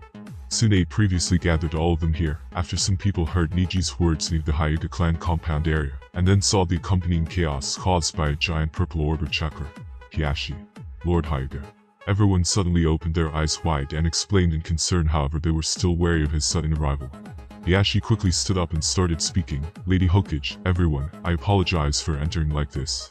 However, you should have all noticed the commotion inside the Hyuga clan compound. I'm really sorrowful, but it's the truth. Neji cracked our curse mark, in some way I don't know about, and then killed the whole main branch. Only I managed to escape with my daughter after catching him off guard. His strength is above all charts. What? Lord Hyuga lost so badly. He cracked the curse mark, the whole main branch done for. Is he the new Itachi Uchiha? Everyone in the room started whispering quietly in astonishment and trepidation. This was the biggest event for them after the invasion 2 years ago. Silence. However, Tsunade suddenly cracked the table under her with her fist, before speaking solemnly at Hiashi, who looked like he hid something from her, though it was just her personal feeling, like the one she also had when she deemed Neji dangerous, which was proved to be very right at the end. Judging from the current situation, Hiashi, on what level is his strength exactly?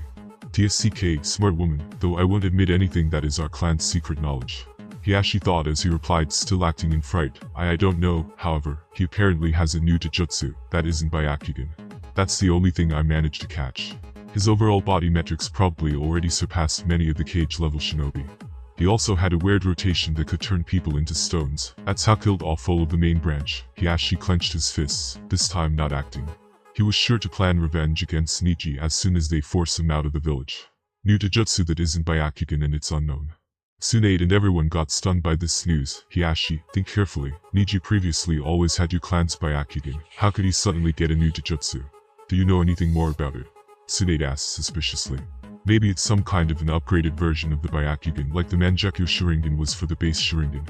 That thought immediately crossed Tsunade's and the minds of other short people there inside the room, like Kakashi and Shikaku were. This keeps just getting worse and worse. Unidentified new Jujutsu is the probably hardest thing to deal with, Kakashi thought next. Troublesome, we just created such an overwhelming enemy out of thin air. I always thought that the Hyuga clan's practice was stupid, and look at where it led them today, Shikaku analyzed. He had 2 scars on the right side of his face, which were probably his most noticeable feature. Like his son, he had dark hair tied up into a spiky ponytail, dark eyes as well as a goatee. His ears were also pierced. Joe Akamichi and Inoichi Yamanaka were also standing seriously beside him. They were together called the previous world-famous Inoshika Trio. They were also the current patriarchs of the 3 Konoha pillar clans that have been with this village ever since it was founded. They possessed secret ninjutsu techniques no one else in the world knew how to use. It was left to them ever since ancient times. Inoichi had long ash blonde hair reaching into his lower back, which he wore spiky on top and ending in a long ponytail, light green eyes, and strong facial features, which included a well-defined jawline. While Choza was a tall, plump man with naturally brown hair, but seemed to wear a long, spiky red hairpiece. He had purple markings on his cheek, a common trait in the Akamichi clan. To strengthen the unity between the 3 clans, a member of the Sarutobi clan will give them special earrings to present to each generation head when they are promoted to Chunin, after which they will swear their oaths. The earrings also symbolize that they are considered adults by their respective clans. They had a very important relationship with the Sarutobi clan even before they all came and inhabited the Konoha village during the warring states. That's why they always firmly supported Hiruzen as the Hokage during his life, and now his disciple, Tsunade Senju, as well. Their unique techniques worked extremely well in combination, that's why they often fought side by side. Alongside Inizuka, Abiram, and Hyuga clans, they were the most influential clans in the village. Though, those 3 clans were always more on the neutral side of things, not fully supporting her to their fullest, like those 3 mentioned before them. There were also many other smaller clans like Sarutobi, Shimura, and others, however, they were not so important in the present times, having considerably weakened and lost nearly all of the previous luster they had during the warring states. I don't know anything more about it sadly, Lady Hokage, Hiashi replied in an honest manner. Everyone, split into 4 groups and immediately go and secure the Hyuga clan compound and capture the wanted fugitive, Neji Hyuga. Tsunade sighed and then resolutely ordered everyone. Choza Akamichi, Inoichi Yamanaka, Shikaku Nar, Kakashi Haddock, you're the captains of them all. Tsunade appointed those 4 currently strongest people under her command. They were all on the peak Jonin level of strength now, in her opinion, very close to the cage level, but not quite there yet. She was not sure if Danzo and his route would help as she currently had no way of commanding them before consolidating her power inside the village further. And she should remain in the village center and protect the ordinary civilians in Konoha's heart from the Neji's possible sneak attacks. Somewhere inside the Land of Fire, a little further away from the Konoha village itself, Neji patiently waited for his company. He didn't want to fight it out inside the Konoha and mess with the plot too much, so he decided to do it here. As for why he didn't just run away, it was because he wanted to test his own limits next. He's gotten way bolder now than he ever was before. He wanted to test just how far he has come in this ninja world, and by crushing Konoha's full forces, he would do just that. Yoo-hoo, this many of you came just for me. It seems Hiashi chickened out. I was right, he's not fully ready yet to fight me. It's a pity that I didn't fully get my revenge by killing him and his daughter. However, it's good for now. I should hurry up and find a way to steal that giant Tenseigan of his, though it's probably not even close in power to the giant Tenseigan on the moon, made by Hamura with his unstoppable eyes as well. I should try and get that one too. That's where I will get my chakra next. Neji smiled after checking ahead with his Byakugan. He also prepared his next moves ahead. He was truly greedy for more power, meaning more chakra reserves required for his Tenseigan eyes, but, judging by the strength Hiashi displayed against me, Tsunade would really be a huge challenge. With that Hamura's giant Tenseigan he has, I'm certainly not his match for now. Hundreds of different ordinary shinobi forces and Anbu members came into view inside of this usual land of fire-like forest, full of dense trees, small rivers, and hills. Neji noticed a few familiar faces as well. There was the full team Asuna, Kakashi, and the older Ino Shikacho trio, alongside many others. It seems that you want to follow me, guys, so I decided to wait and ask what is the problem. Neji confidently stated loudly as they were getting into some kind of a formation around him. This is nice. Let's see how well I manage to grasp the powers of my Tenseigan. Neji Hyuga, you were declared an S-class rebel by the Lady Hokage. Surrender yourself peacefully or else we were tasked to bring you back, for trial, with force. Shikakunara suddenly spoke from a tree above. He was the Konoha's Jonin commander and held the highest authority out of them all. To be honest, I don't have any malice against Konoha. I'm more indifferent toward it, so to speak. My problem lay mostly with the Hyuga clan's slave ownership practice, which I effectively solved just now, so there is no need for you to be against me now. You're not my match. Neji replied calmly. It's as I thought, damn you Hiashi. Shikaku thought tiredly. But there was no choice now. Hyuga clan was the strongest and the most important clan of Konoha, and this teenager in front already killed dozens of its members. It was strictly prohibited, and now Konoha could only offer him death. The most promising and the strongest Hyuga in history becomes its biggest enemy. It was really unfortunate and ironic. Many other people present looked at Neji feeling a bit of regret and pity. All of a sudden, 2 seconds after Neji replied, dozens of weird shadows suddenly rushed toward him. But then, to the surprise of everyone, Neji suddenly levitated high into the air. He could do it now, even without turning his Tenseigan chakra mode on. Yunara shadows can't reach me here. Everyone looked as Neji's arctic blue-colored eyes started slowly spinning like small stars. Damn, he can even fly now. I always thought that this guy was a drag, Shikamaru sighed. However, suddenly, Inoichi Yamanaka took a step forward and performed some kind of square motion with his hands, mind disturbance technique. The user of this secret jutsu sends part of their chakra into a target's nervous system, giving them full control over the target's body. It was safer to use than Yamanaka's standard mind-body switch technique, as it doesn't transmit damage back onto the caster of the jutsu. It was Inoichi's strongest jutsu currently. However, as soon as that part of Inoichi's soul touched Neji's own, he suddenly experienced a feeling of seeing and hitting a giant wall. What on earth? Inoichi screamed in agony and suddenly collapsed. He, who was the person with the strongest spiritual energy inside the whole Konoha, presently got injured because of a backlash just from touching Neji's own inner soul. Father, Ino, who was a part of Inoichi's group of nearby Konoha's forces, came and picked him up while feeling shocked and scared. She couldn't believe what just happened as she glanced at the floating Neji in distance. Just how far did he come? She looked at his now playful and cocky expression and divine-like blue eyes, not recognizing him anymore. She still remembered how she used to run around and pester him before, trying to charm him in every way, ever since that episode back in the Forest of Death. But he was always stone cold and rejected her, not even wanting to exchange many words with her. However, now, he was not so cold, he was just cocky. That technique could be quite a killer against opponents who don't excel in the field of spiritual energy. However, against me, it is the worst move to perform. Neji watched that scene and smiled.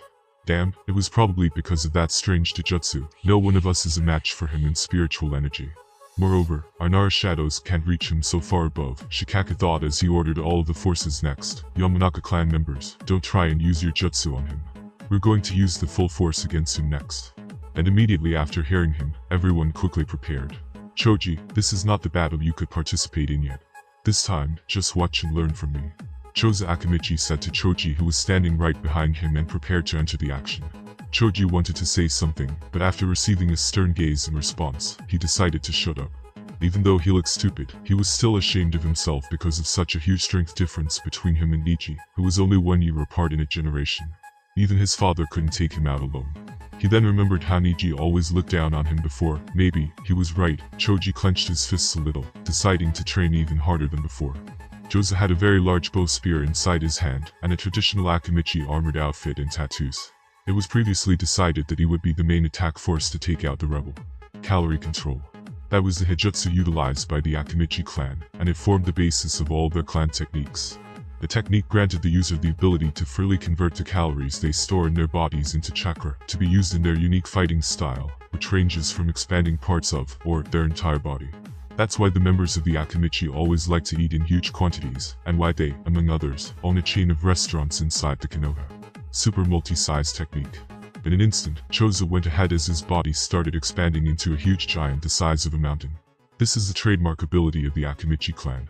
When performed, the Akimichi grows in size, proportionately increasing their weight and strength, and thus making their physical attacks more powerful. The clothes they're wearing will change in size to accommodate them, as will certain weaponry, such as the bow he currently brought with him. However, such a significant change in size places a great burden on the user's body. Choza could currently perform this technique without much danger associated with the use of those 3 colored pills, unlike Choji. By forcibly converting the body's fat reserves into chakra, each successive pill ingested gives a tremendous power boost. The chili pill is even set to increase one's power 100 times. However, the pills have a drawback, as they burn the entirety of your fat, so the user will become dangerously emaciated. It is even said that after the 3rd chili pill, death is imminent. So this is the rumored Yang release. Neji looked with interest. He already knew that most of the so-called hidden techniques were just made of Yin or Yang releases. Kiba and Shino probably used the Yang release, and Konan from Akatsuki too. Yin and Yang were chakra natures that existed outside of the 5 other elements. Whereas the 5 elements are created by changing the characteristics of chakra, these 2 unique elements are created by changing their composition.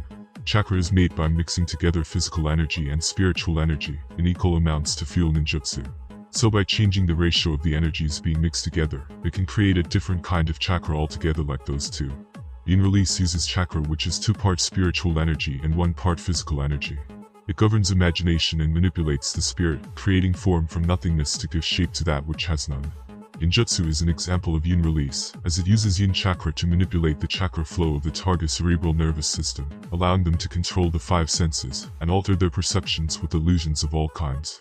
Yang release uses chakra, which is 2 parts physical energy, and 1 part spiritual energy. It governs vitality and manipulates the body, breathing life into form to animate that which lacks the life of its own. Medical ninjutsu is an example of Yang release, as it uses Yang chakra to stimulate the natural healing process of the body when channeled into the target cells, allowing them to heal from injuries at an accelerated rate. It is fairly common for ninja clans to have their hidden ninjutsu based on Yin release or Yang release, separating them from other clans with distinctive fighting styles and unique training methods. For instance, the Yamanaka clan use Yin release to project their consciousness from their own bodies and delve into the minds of others, and the Nara clan use it to give their shadows a physical presence and even take on a 3-dimensional shape. The Akimichi clan use Yang release to increase the mass of their bodies to multiply their size several times over, and the Inizuka clan use it to enhance their body to grant them beast-like strength and senses. Choza immediately, with a gust of wind accompanying, moved his spear toward Neji in an attack. However, Neji just smiled, 4th gate, before he suddenly caught it with his bare hand. The spear was hundreds of times larger than him, however, he and Choza currently had the same level of force. He then instantly sent a little shockwave of chakra into it, with his chakra control, somehow, breaking it in half. Choza, Shikaku, Ino, Shikamaru, Choji, and others, all opened their mouths wide in shock. That was the ancient, distinctive weapon of the Akimichi clan, broken like it was nothing. Akimichi Patriarch, aren't you underestimating me a little? You should enter your butterfly mode. Neji confidently spoke to Choza, who just gritted his teeth to break my bow, made of the finest materials, from the land of iron, like it was nothing. Not just spiritual, his physical energy is also off the charts, and he already knows about our butterfly mode. Well, it's the only thing remaining.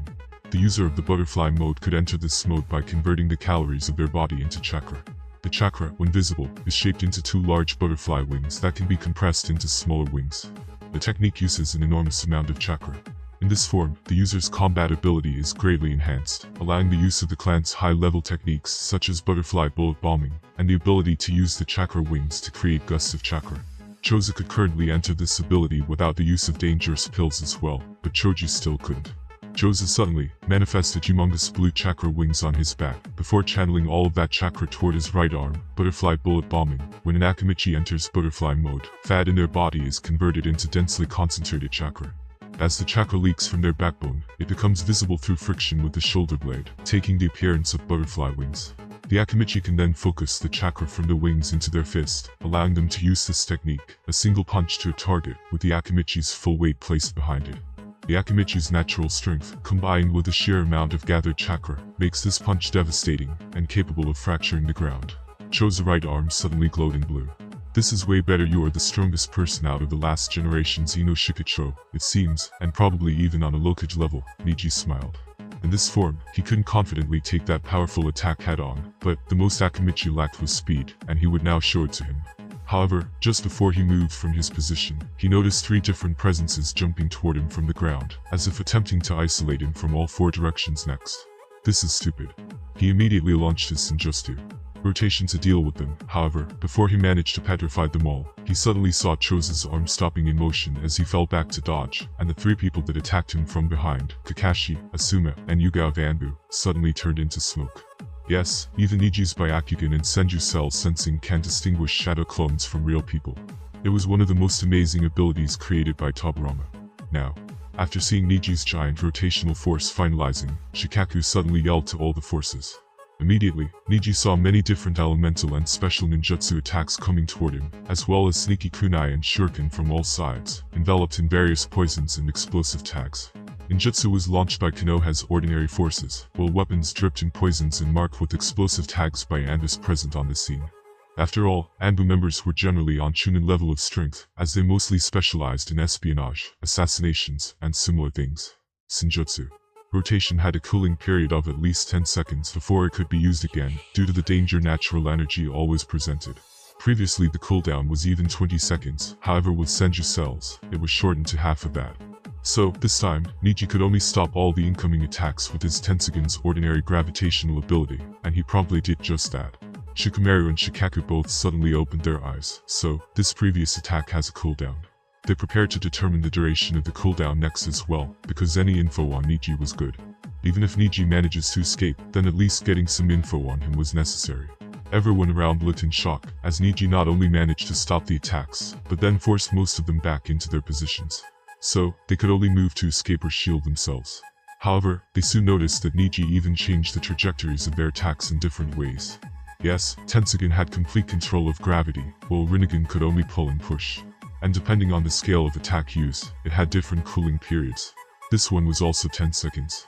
And Choza, Hyuga, Kakashi, and Asuma decided to strike just then at Neji, who was still in the air, from all directions around him, with multiple moves at the same time. And seeing Neji's previous display of physical strength against Choza, they decided to attack him all from the distance with their most powerful moves, as they thought that he was still on a cooldown. Choza was the first to act as he picked some large nearby boulders, and threw them straight at him.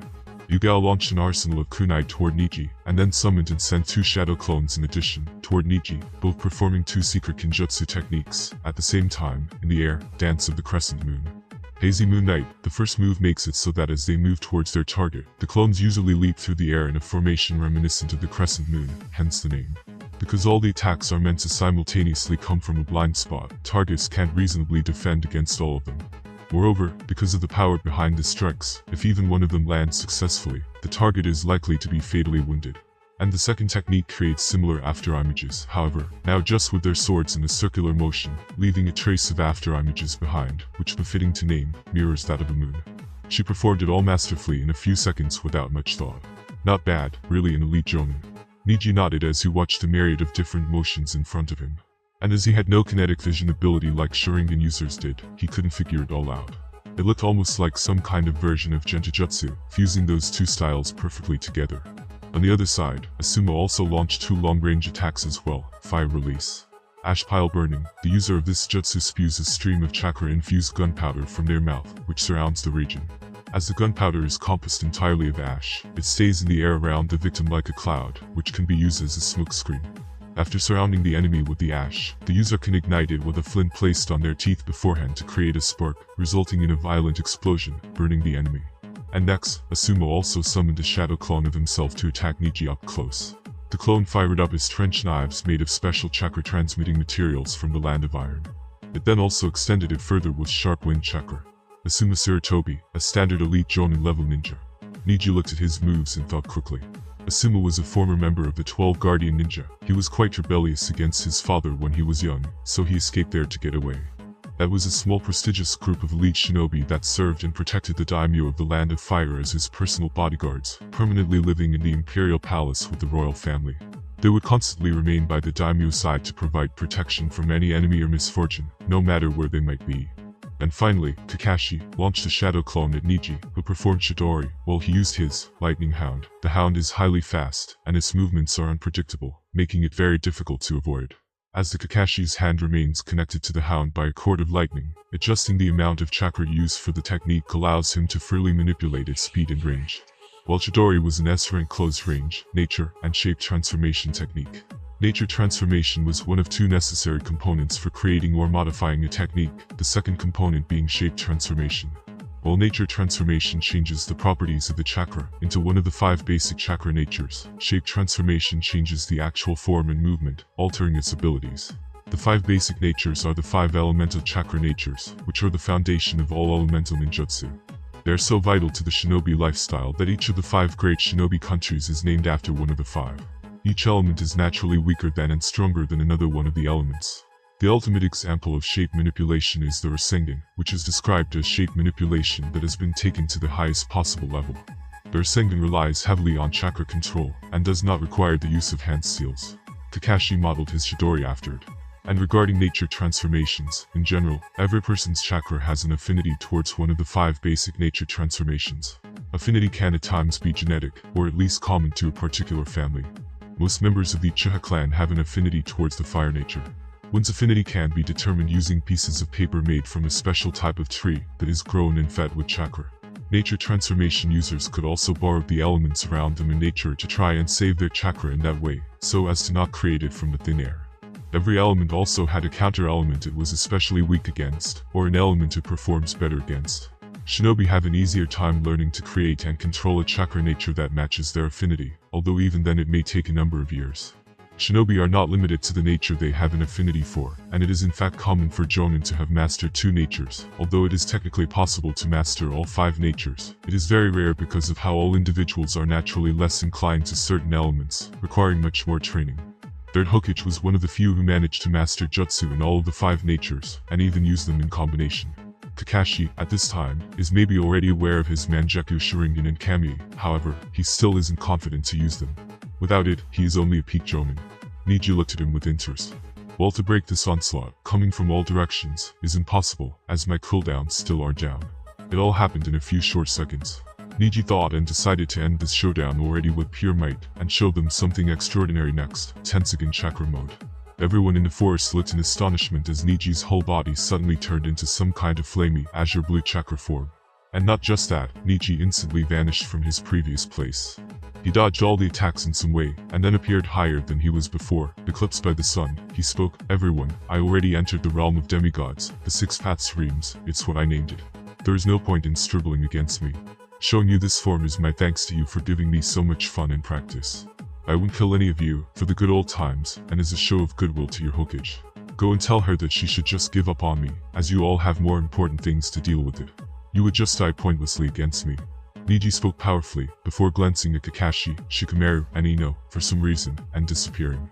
At a few moments after he left, Kakashi suddenly thought with his one Sharingan eyes still open, "God, what was that speed? My Sharingan couldn't track any of it if he wanted, all of us would be dead. Tobito, do I really need to try and use your eye in that form?" Kakashi thought tiredly. Akatsuki, Orochimaru, Sasuke's disappearance, and now Neji, he felt like he was really lagging behind. And the only way he thought of to advance now was to use that eye more in the future. He already realized that he didn't just have an ordinary Sharingan at that time, after he encountered Itachi in Konoha a while back. He also realized that he had another special ability like Itachi as well. He was famous around the world as a copy ninja, who mastered over 1000 jutsu. However, recently he increasingly felt that it wasn't enough. His usual method of fighting, relying on intelligence, decoys, and most basic E-rank techniques to figure out his opponents, simply wasn't effective anymore in these troubled times. Even his base Sharingan couldn't keep up with Neji. Shikamaru and Ino both fell to their knees in shock while thinking about what Neji's gaze meant. Inside the Konoha's root complex, in some kind of metallic underground hallway, Danzo stood with the help of a crane, while a masked individual in front of him knelt while reporting on some matter. For Yamanaka was a high-rank member of the root, as well as one of Danzo's closest subordinates and personal bodyguards. He was a young man with auburn-colored hair and amber eyes. He was also the best sensor of root. Ever since that disturbance at the Hyuga compound previously happened, he tracked Neji from the distance. He also witnessed the battle between him and Konoha's regular forces. Yes, Lord Danzo, by the time I arrived, he already left the Hyuga grounds. Before Fu came to report to him, his other subordinates had already surveyed and gathered information from the nearby speculators, who happened to be there near the Hyuga clan when the situation occurred. He already knew about the startling moves Hiashi and Ichi performed there. "What information did you gather from there?" Danzo asked in his usual calm and crispy voice, while tapping his cane a bit on the metallic ground. He wanted to hear his opinion as a censor. A giant hole in the ground and rubble left by his attack after he destroyed only the main branch's residential building was some kind of circular attack. Fu expressionlessly answered like a machine. So, just the main branch as I thought. It is because of petty revenge, however. He couldn't do that had he not bizarrely gotten rid of the curse mark's control in some way.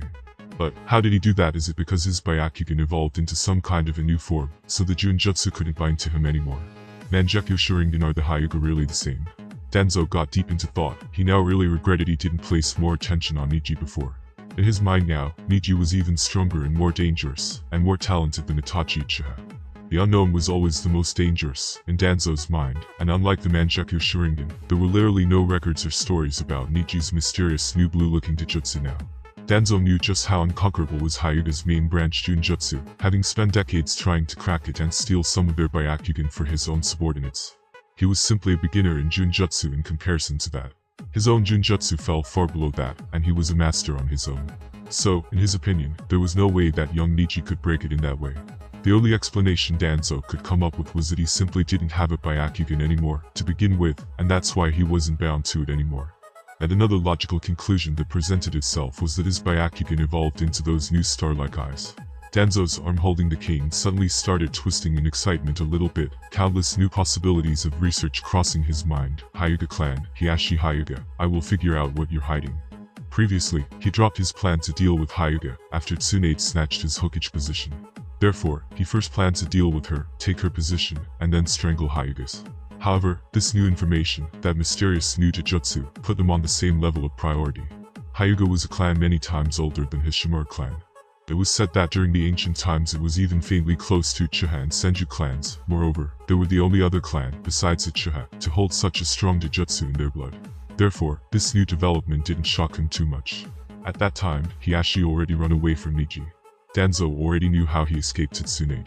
Yes, Lord Danzo, Lord Hyuga wasn't there when I arrived. However, there were signs of some kind of a battle. If I were to guess, I think that he engaged with Neji Hyuga a little before fleeing. Fu responded again. What kind of moves were they using? Danzo immediately asked. As Hiashi was a famous cage-level shinobi, it was not weird that he managed to escape from Neji's first attack.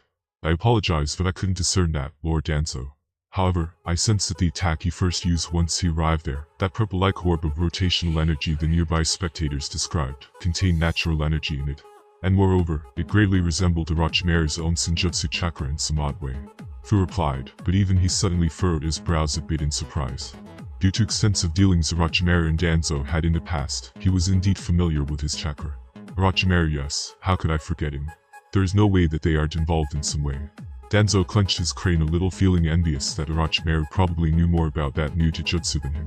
Orochimaru and he were partners, however, both were selfish manipulators. What happened there outside the village?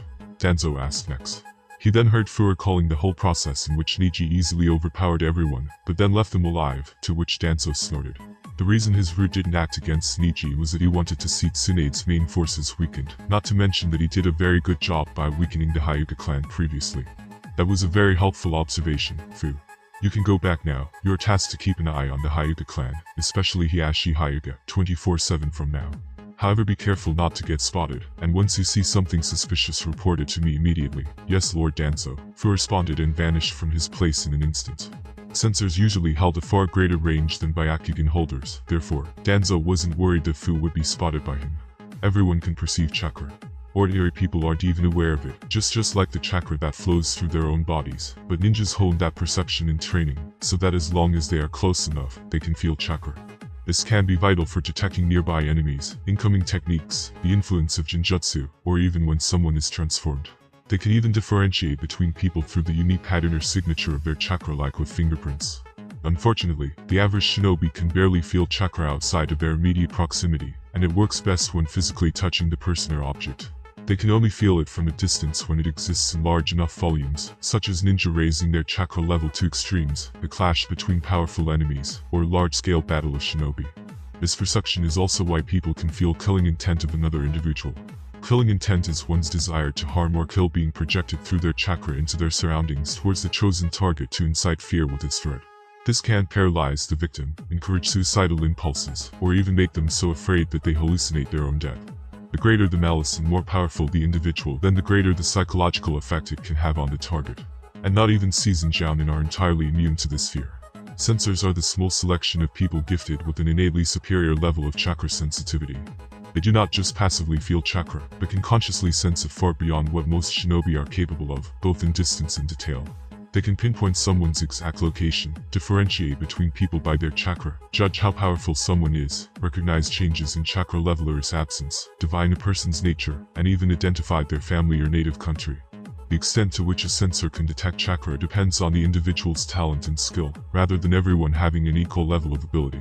Danzo continued looking at the empty space in front of him while thinking, expelling natural energy with his Hyuga rotation move, and that new Jujutsu. Danzo already had a theory on that purple move. It was probably that Orochimaru provided him a way to gather natural energy, and then he learned how to quickly expel it, with that Hyuga clan's legacy move. However, the other moves he used regarding gravity, and that blue-looking chakra mode, were still mysteries to Danzo. Though, they were probably abilities he obtained from that new Jujutsu in his opinion presently. And that unassuming guy, Hiashi, having the same Jujutsu as well. However, where were those branch members' seals all activated at the same time while he fought Neji? Pity, no one could hear what they were talking about. However, Neji should have gotten the upper hand as Hiashi fled with his daughter in the end. I have a feeling that their powers were very related, but not exactly the same. I had no idea the Hyuga clan was so deeply hidden before. They really fooled the entire world. Danzo was even more surprised now than at that time when Shisui and Itachi awakened Mangekyou Sharingans. He felt like he stumbled upon one of the greatest mysteries he encountered until now. It is time to step up my game, Danzo murmured suddenly while clenching his hidden arm full of Senju Hashirama's cells, and the Uchiha clan's Sharingan. That monstrous Jutsu Izanagi, he had it. The reason why he previously didn't use Shisui's eye on those two elders to establish himself as the next Hokage directly, was because of the Hyuga clan inside of this village. His members could possibly spot his deeds later on with their Byakugan, and inform someone like Jiraiya, who was currently stronger than him and on a totally opposing camp. That was also why he never used it in the village before at all. And logically, that was why he held so much grudge against the Hyuga clan, and wanted to annihilate them. Now, the times are getting more and more dangerous, and he needs to act more decisively. It was time for him to finally leave the shadows and enter the stage. It seems that scheming and influence aren't enough in this new world either. I need even stronger personal power. Then I have nothing to lose anymore. Let's assemble a group of high IQ prodigies in the route to try and crack and improve Tobirama-sensei Ito Tensei, like that cursed Orochimaru did and succeeded. No matter how long it takes, I will be successful. Danzo thought dangerously. A long time ago, after defecting from the village, Orochimaru tricked him on that matter, not giving him any notes or updates on the development of that same technique for a long time, even telling him that research failed, even though he was the one who provided him with all the information regarding it. As it was the Konoha's secret kinjutsu, and the only way to obtain it was obviously through him, as he was Tobirama's living student and the distinguished Hokage's advisor. But at that time, after Orochimaru used it to kill Hiruzen, Danzo realized that he was scammed by him. However, he currently didn't have anything to give Orochimaru in exchange for trading, and their relationship wasn't as good as it was in the past, as Orochimaru got more and more arrogant. His sensei Tobirama's version brought someone back from the dead, but without all of the former's abilities, while Orochimaru went a step further and managed to accomplish just that, at least up to a certain level as seen in that battle with Hiruzen. Danzo immediately realized the tremendous potential of that technique, and wanted to do the same himself. But he needed a big help, as he wasn't as talented in research as Orochimaru, who was a natural scientific genius. He would rely on others, and leverages his root's potential to get the brightest and smartest people working on it. The exterior of the moon is barren, covered with craters and canyons. It has weak gravity, but is still able to maintain a breathable atmosphere. Despite its harsh conditions, the Otsutsuki were able to settle on the moon, due to their unique anatomy and physiology. To improve its habitability and allow their population to thrive, the Akatsuki also built the giant Tenseigan at the center of the moon, on Hamura's instructions, with his very eyes serving as a catalyst for its creation, granting them light, powering their equipment, and allowing them to control the moon's movements. They, thus, created a vast environment on the moon's interior surface, complete with oceans, mountains, forests, and various animal species, provided light to the interior surface where they lived, and powered the puppets and other contraptions that facilitated them. However, this environment was still far smaller than the full size of the moon itself. Hamura improved the Tenseigan energy vessel by removing all the Otsutsuki clan's Byakugan, and clustering them together, a practice that continued in the centuries following Hamura's death. Inside the giant open space that filled the moon's interior surface, there was an artificial sun floating in the center of it, across the blue sky. It was an abnormal celestial body. It served as both the sun, during the day, and the moon, on its own, during the night.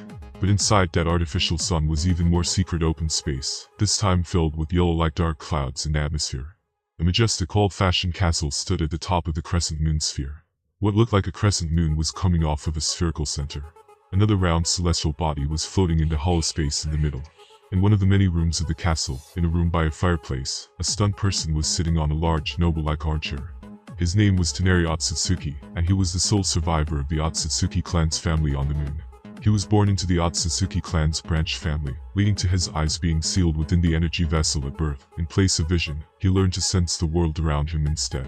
Though, it didn't matter that he was from the side branch family, as they already wiped out the main branch a long time ago, after stealing the control of Hamura's giant Tenseigan from them.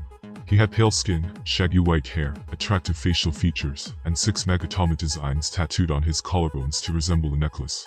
He wore the typical clothing of the Otsutsuki clan, from the moon, consisting of a white, high-collared kimono with a black obi, over which he wore a pale green sash tied at the right shoulder.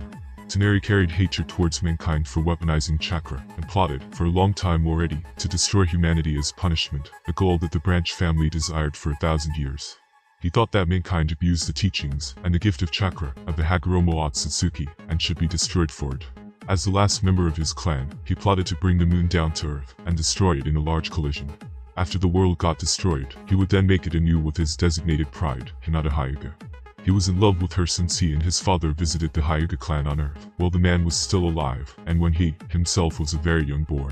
He also hoped to awaken Tenseigan at some point so that he could accomplish his plans better, though now he would speed everything. Until now, he slowly controlled the moon toward the Earth without draining too much chakra out of Hamura's giant Tenseigan. However, that wasn't the option anymore, as today, he sensed something that truly shocked him.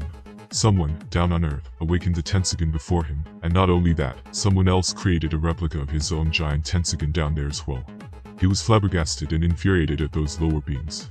Due to his personal connection to the giant Tenseigan, he could sense the happenings of the entire planet below. It amplified his sensing ability 1,000 folds. Therefore, he immediately faintly sensed that time when someone awakened Tenseigan, and then the giant Tenseigan there as well. He was a bit puzzled as to how those two things were possible, but now his anger overtook him. I didn't plan to do this, but I will show you ants that those things aren't something you should have. He planned to personally go down there for the first since he was young. He will destroy the giant Tenseigan's replica with his own hands, and then take that Tenseigan for himself, as it rightfully belonged to him in the first place. After that, he would take Hinata as his bride and accelerate his plans earlier. There was a portal to the Earth and back that Hamura created with his chakra a long time ago. Though, it was very well away hidden, and could be accessed safely only by him currently. He still doesn't know who exactly had the Tenseigan, as he could only sense that familiar chakra once it is activated in Tenseigan chakra mode. However, down there, as soon as that person uses it again, he planned to go straight after him. As for the giant Tenseigan replica, he speculated that it was related to the Hyuga clan. However, Tenseigan was more important, so he would first focus on that. Hinata was the last one of his priorities, however, that still couldn't be forgotten. Even though the Hamura's Tenseigan's power would be much worse down there than here on the moon, due to the distance, he was still confident in himself to walk sideways among those lower and dirty beings. Ah, yes, you dirty person, who stole Lord Jito's statue, I will clean you up as well. Tsunade still didn't forget his clan's main mission, and how someone else awakened Rinnegan and then stole it a long time ago. However, at that time, their numbers were dwindling and nobody went ahead to catch that person. But, now that he is going to visit Earth anyway, that was also on his list of top priorities. At an unspecified location, Jiraiya watched with a smile as Naruto sat by a giant waterfall, with his eyes closed, doing some kind of meditation seriously. The boy could be considered his godson, he was his father's teacher. Due to his personality, he always thought that he was unsuited to be someone's caretaker, but after meeting Naruto in person, he felt extremely guilty and regretful. Jiraiya was a tall and well-built man. He had waist-length spiky white hair tied into a ponytail, with 2 shoulder-length bangs framing his face. He wore a green short shirt kimono and matching pants, under which he wore mesh armor that was visible at his wrists and ankles. He wore handguards, a black belt, traditional wooden sandals, and a red haori with 2 yellow circles on sides. During the time they were away from Konoha, Jiraiya focused on his spy network, Akatsuki's movements, his research and training Naruto into a capable and well-rounded shinobi as well. He improved his fundamental shinobi basics. Naruto for some reason failed to learn back at the academy, like his tactical sense, dispelling genjutsu, weapon skills, chakra control, taijutsu, and use of clones in a battle. He additionally helped him control his Nine Tails chakra better, so that the boy could more easily learn other ninjutsu in the future, without interference from the Nine Tails chakra. He also taught him the giant Tenseigan. He also taught him to be more responsible and serious. However, all of a sudden, he vanished from the face of the earth. Naruto was still in his meditation. I'm reverse summoned. In the next second, Jiraiya got transported to an entirely different location. With the standard summoning technique, a shinobi summons an animal that they've signed a contract with to their location.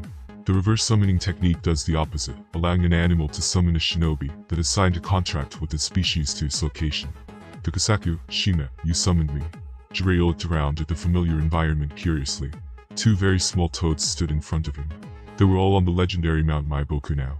Mount Maiboku was one of the big three unexplored sage regions, a legendary place that is equally as famous as the other two, Shikatsu Forest and Ryuchi Cave. It was home to huge and small toads alike. It was a rich and beautiful land, whose ultimate authority was in the hands of the great toad sage. Shima and Fukasaku, standing in front of Jiraiya now, were both elders and sages of the place, and also extremely powerful and helpful summons, due to their extensive abilities and expertise in the field of senjutsu. Both were more than 100 years old. They had a great relationship with him. They were also called the two great sage toads. They had both known Jiraiya since he was a young boy, so they had plenty of good feelings and great fondness for him. Toads possessed a wide range of abilities, being able to spit water or oil from their mouths, as well as utilizing things ranging from their own tongues and weapons in battle. What is most unusual is that they are one of the few species able to do ninjutsu, and one of the few animals thus far capable of hand signs. Toads are also familiar with senjutsu, making them very powerful on the battlefield. Fukasaku was a green toad with white hair styled in somewhat of a mohawk, very thick eyebrows, and a small goatee. Shima had a green underside with purple markings around her mouth and the back of her body. The top of her head looked as though she was wearing a hairnet with hair rollers underneath, giving her an old woman look. Both of them looked unusually serious at this time. What's going on?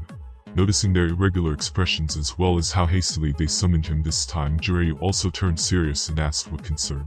Jiraiya boy, the great honorable geezer, asked for a meeting with you urgently. We never saw him be so serious before. We don't think it's any good. Let's go and meet him. Fukasaku spoke first. Great Toad Sage Gamamaru. Jiraiya was full of question marks, as he rarely summoned him before. He was the oldest and the most respected toad of all the inhabitants of Mount Maiboku. He still remembered that time the great sage delivered him the prophecy regarding him. He was almost like a mythical being who could sense the future. He said to him that firstly that he would go on to become both a talented ninja and a pervert without equal. He would then walk across the world as a sage, observing all creation, watching as nature takes its course, and in doing so he would also write a book. Jiraiya was also told that he would one day have a student with the power to save or destroy the world, and that it would be his own actions that will determine which path this student takes. That's why Jiraiya spent his whole life looking for that child of prophecy, but still wasn't sure who exactly it was. At first, he thought it was Minato, then Nagato, and now he doesn't know. They were both students of his at some point in the past. Their talents deeply impressed him. Without much talking, as the matter was very serious, this time, they soon entered Gamamaru's large residence after a short journey. It was a giant hall full of massive-sized scrolls on the walls. The giant toad was sitting in a shallow pool of water which had the kanji for sage inscribed onto it. He was one of the largest inhabitants of Mount Maiboku, brown in color, with a white belly. He was very wrinkled and could only squint with his eyes as he was very old. He wore a professor's hat with tassels and an orb on top of it. He also wore a necklace with the toad's village symbol for oil on it. Being the oldest toad sage of Mount Maiboku, he was very wise and had immense knowledge, and was greatly respected by all of his fellow toads. He had immense longevity, having been around way before Hamura Otsutsuki even arrived on this planet. He could be said to be the closest being to this planet in nature in the whole world. His mastery of natural energy already surpassed all limits, and no one knew exactly how strong he was. He could also enhance his physical powers with natural energy way before Kagaya even came to the earth, and passed chakra on to people after eating the chakra fruit from the divine tree. He later personally taught her two sons Hagoromo and Hamura Senjutsu, in order to defeat her and save the world, after she went astray and wanted to destroy it. Gamamaru was a witness to Hamura Otsutsuki's enslaving of the land via the infinite Tsukiyomi. Years later, Gamamaru approached the princess's twin sons, Hagoromo and Hamura Otsutsuki. He revealed to them the sinister nature of their mother's regular ritual to the divine tree, urging them to seek out the truth. Once the twins learned about the people being offered to the tree, they sought out Gamamaru to hear the whole truth about their mother's actions, and the dangers posed by the god tree, as it was continuously draining natural energy from the world, depleting its supply. By consuming all of the natural energy of the planet and the DNA of humans, a chakra fruit was to be created for her to consume and gain immense powers. And, although she ate one chakra fruit before the twins were even born, this planet's potential was so strong that it could even produce another one without depleting all of the world's energy supplies, and Kagaya realized it and acted upon that. However, ultimately, the twins got Gamamaru to teach them Senjutsu, something they lacked, while Kagaya naturally had that ability as she was an original, full-blooded Otsutsuki being. They managed to defeat and seal her away at that time, and the rest was history. Hagoromo later spread parts of his chakra to others with a practice called Nishu. His intention was to create peace by using the chakra to connect people by understanding each other without even talking. Whereas Hamura used his chakra to create the giant Tenseigan on the moon, so he and his clan could inhabit it, and then guard the 10 Tails husk for eternity. However, both of their plans later failed. While Kagaya's own extraterrestrial, chakra fruit-enhanced genes continued to be passed on among their two descendants' clans. Gamamaru was the only being currently alive who witnessed the whole process in history. Though, he still didn't know from where Kagaya came to their planet in the first place, or if there were more transcendent individuals like her outside in the universe. Even his fate-sensing ability can't come that far as he relied only on this world's natural energy. Jiraiya boy, that prophecy you were told decades ago, now it is invalid. Gamamaru eventually sighed and said after staying silent for a long time. Fukasaku, Shima, Jiraiya turned surprised. Especially Jiraiya, who previously based nearly all of his life on that same aforementioned prophecy. A new prophecy had suddenly come to me recently. I managed to see a specific teenager. He will either bring peace onto this world and then guard it against extraterrestrial invaders, or he would be the one to destroy it. Gamamaru spoke seriously. For some reason, his prophecies always came to him in contrast. It was also like that decades ago after he received that previous prophetic dream. Fukasaku, Shima, and Jiraiya opened their eyes wide in fright. Now not only has the prophecy got changed, but the contents of it got as well. And, moreover, what were the extraterrestrial invaders? Ah, yes. I forgot. I told you all only up to Hagoromo, the sage of 6 paths, and the holder of the Rinnegan before. Gamamaru comically smiled before turning serious once again. However, that is not exactly the full story. I forgot to tell you all that he also had a mother and a twin brother. What? Jiraiya was stupefied. He felt like those matters were so unreal and far away from the current him, who was presently on the pinnacle of the whole ninja world in strength and fame.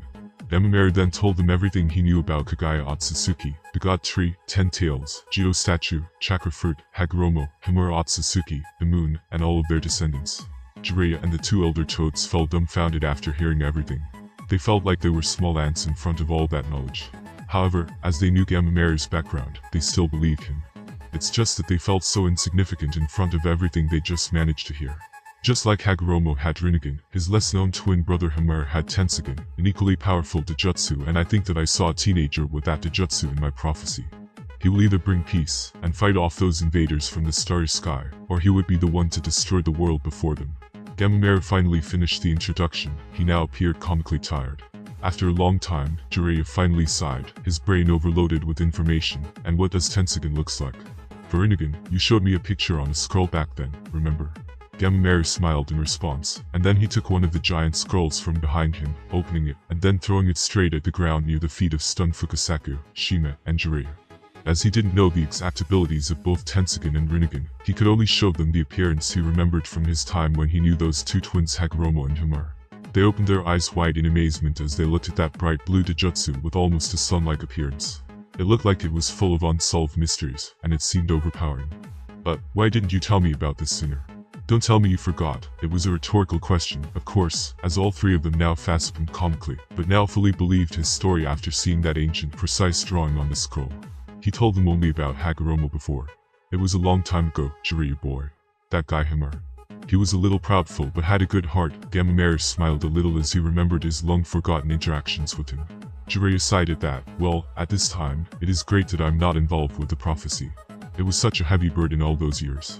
Although, he would still do his best to save the world from those aliens and achieve true peace. He would even see if he could contact that young person. Ah yes, Jiraiya boy, I forgot to tell you about one more thing. Well, you see, since a few years back, the whole fate of this world gradually got muddied away by something. This is probably the last prophecy I will ever be able to make, so cherish it well. Not only I can't see it anymore, but the interwoven fate of this whole planet got turned upside down, so expect many unexpected things. Some extraordinary people with great fates originally could now suddenly go down or die, and some unassuming people, but previously unfortunate or subpar fates, could now suddenly raise. Everything is messed up and unknown. Some things that shouldn't happen will now happen, and vice versa. It is also probably related to that teenager with Tenseigan. He's in all likelihood from the outside like those other extraterrestrial beings are as well. And the stronger that person becomes, the stronger the changes in the destiny of this whole world and all of its beings would also become. You should go back to Konoha now during these dangerous times and not leave. Be careful and good luck, Jiraiya boy. Gamamaru calmly spoke to him, his voice dropping lower and lower. To which Fukasaku and Shima nearly dropped to the ground in shock, while Jiraiya suddenly clenched his fists with veins popping all over his forehead. And you tell me all of that now, geezer? Do I really matter nothing to you, damn? Jiraiya yelled in anguish and betrayal. However, the great honorable geezer had already started snoring in deep sleep. Jiraiya wasn't this mad in decades. Kumagakure was the hidden village of the Land of Lightning, and was founded by the first Hokage, after the Warring States period. The village is located in a range of tall mountains, and is literally hidden in the clouds. The Hokage works in a large blue structure built into the tallest mountain. The standard attire for Kumo shinobi consists of a long, grey top that gathers just at the waist to give a sash-like appearance, with a matching colored bottom. Over this, they wear white one-strap flak jackets and arms, as well as shin guards. Many Kumagakure ninjas use lightning release jutsu. The Land of Lightning had by far the most coastline out of any other major nation. And it was the most useful one, facing 3 other major nations in the world. That's why their trade was booming and they were really hard to invade. Kurigakure was also surrounded by water, however, it was an island with a much smaller population. Therefore, despite similar circumstances, they were not as strong as the Kumagakure. Kumagakure itself was made from very steep mountains, and then buildings on top of them with bridges high above connecting everything together. This just showcased Kumagakure's technological level perfectly, as it was always very hard to build on such heights in real clouds. It added another reason why Kumagakure was so unconquerable. Just how is someone supposed to invade those steep hills and mountains? The Land of Lightning was also located further from any other great nation. That always gave them an opportunity to develop in safety while others fought in the past. There were also 3 to 5 smaller countries in between them and the next big nation, while the others had only one small country in between them, with an exception of the Iwagakure, which was again an island. They also had only one small land entry point, which connected them to the rest of the continent, again, making them even harder to invade. Their technological and military might were very advanced. They were leading researchers of the harmony between chakra and science. By harvesting their own lightning release, they could create electrical power. That know-how is put to practical use as the source of power for vehicles such as ships, and, among other things, for means of communication. They also have a world-leading lighting teleportation array that could teleport the Hokage all over the continent. They were also currently working a large lighting cannon that could reach the moon. They were also very socially cohesive as they had no known cases of clan genocides happening in the past, as Konohagakure and Kurigakure did, nor any S-class rogue ninja, like those two, in addition to Iwagakure, had in the past as well. They had the second strongest tailed beast, the 8 Tails, in their possession, and a way to control it perfectly. They had monstrous shinobi like Kinkaku and Ginkaku in the past. Kumagakure also had a larger army of shinobi than Konohagakure, despite being weaker in overall population numbers than them. They were a very proud country, and militarism was their nation's most important ideology. They feared no one, not even Konoha, as seen by how they killed their second Hokage, tried to kidnap their Jinchuriki during times of peace, and tried to steal their Byakugan. All of that made them currently the second strongest great shinobi village in the minds of the world. And currently, they even attempted to challenge the Konoha for the #1 title. The Hokage's office was located in the tallest tower of the village, and had the kanji for lightning on the front. It also has a boxing bag and a painting with the kanji for muscle across the chair where the Hokage sits. The 4th Hokage has a tendency of bursting out of the windows and walls, rather than using the doors, something that Mabui, his assistant, reprimands him for. Hokage himself was the personification of the whole village's ideology of martial arts, passion and militarism. It has dark skin with a large muscular build, whitish blonde hair combed back, a small mustache, and a goatee. His face had pronounced cheekbones and tear troughs under his eyes, and a prominent crease across his forehead. He wore a white haori without a shirt underneath than the traditional Hokage had. He was stern, outspoken, and decisive. He believed that actions and strength mean everything, and that ninjas should never compromise or bow down in front of each other. Similarly, he viewed Jinchuriki not as individuals, but as tools of villages that have no right to speak for themselves. He also launched many shameless acts, such as kidnapping and stealing secrets from other villages, and supported going back on promises to build forces where every other village agreed to reduce them in the past, viewing that as an advantage. However, despite his militant demeanor, he also had quite an emotional side. His short temper and eagerness can cause him to act recklessly without regard to certain matters in his anger outbursts. Alongside him, in the room was a man named Derry as well. He was also a fairly tall, dark-skinned man with a slightly bulbous nose, black eyes that usually looked bored, and shaggy, white hair which covered his left eye. He wore a high-collared, sleeveless uniform with loose-fitting pants, bandages on his wrists, and the one strap over one shoulder flak jacket of a Kumagakure shinobi. Eri was currently the strongest jonin inside the Kumagakure. He was once a student of the legendary Third Raikage, learning the Kumaгаkure's secret technique Black Lightning from him, one of the hardest techniques to learn. And not only the strongest, but he was also the second in command of the whole village, as the current Raikage considered him his right-hand man. He even constantly advised him on many different things. After all, he was the student of the man's father. TWP days already passed by since Neji's astounding actions at Konoha. Although Konoha and Hyuga clans then gave it their all to try and contain the news from spreading, it was still not hard to find by the other great ninja villages who had spies all over each other. At first, Raikage burst into tears from laughing once he got the news of how Konoha, their biggest rival, lost such a capable shinobi. But then he turned silent and serious once he remembered that in fact, his own village previously caused that incident when the father of the rebel Neji died for no reason years ago.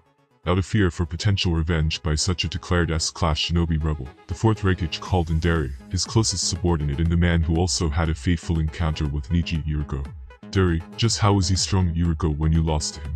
Did you find anything special about him at that time?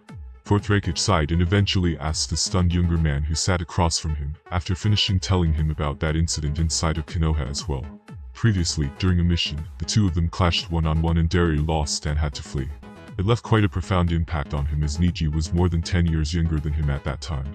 Ever since the invasion Orochimaru launched of Konoha, nearly 2.5 years ago, and Konoha weakened even more than before, losing a Hokage and many other shinobi and infrastructure, the fourth Raikage started occasionally giving out missions to his shinobi to go inside the smaller countries in between themselves and Konoha, even the ones previously inside Konoha's sphere of influence, and pressure them by exerting their own influence and strength, so as to take over them as their own spheres of influence next from Konoha.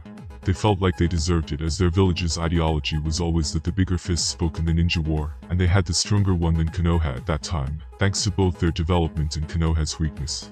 But, on one such mission, the strongest jonin of their entire village, Deri, encountered and lost against a 15-year-old Neji Hyuga, who was at that time only a chunin to make matters worse. It was also a mission that launched Neji to become a jonin later, while a devastated Deri of the Kumo.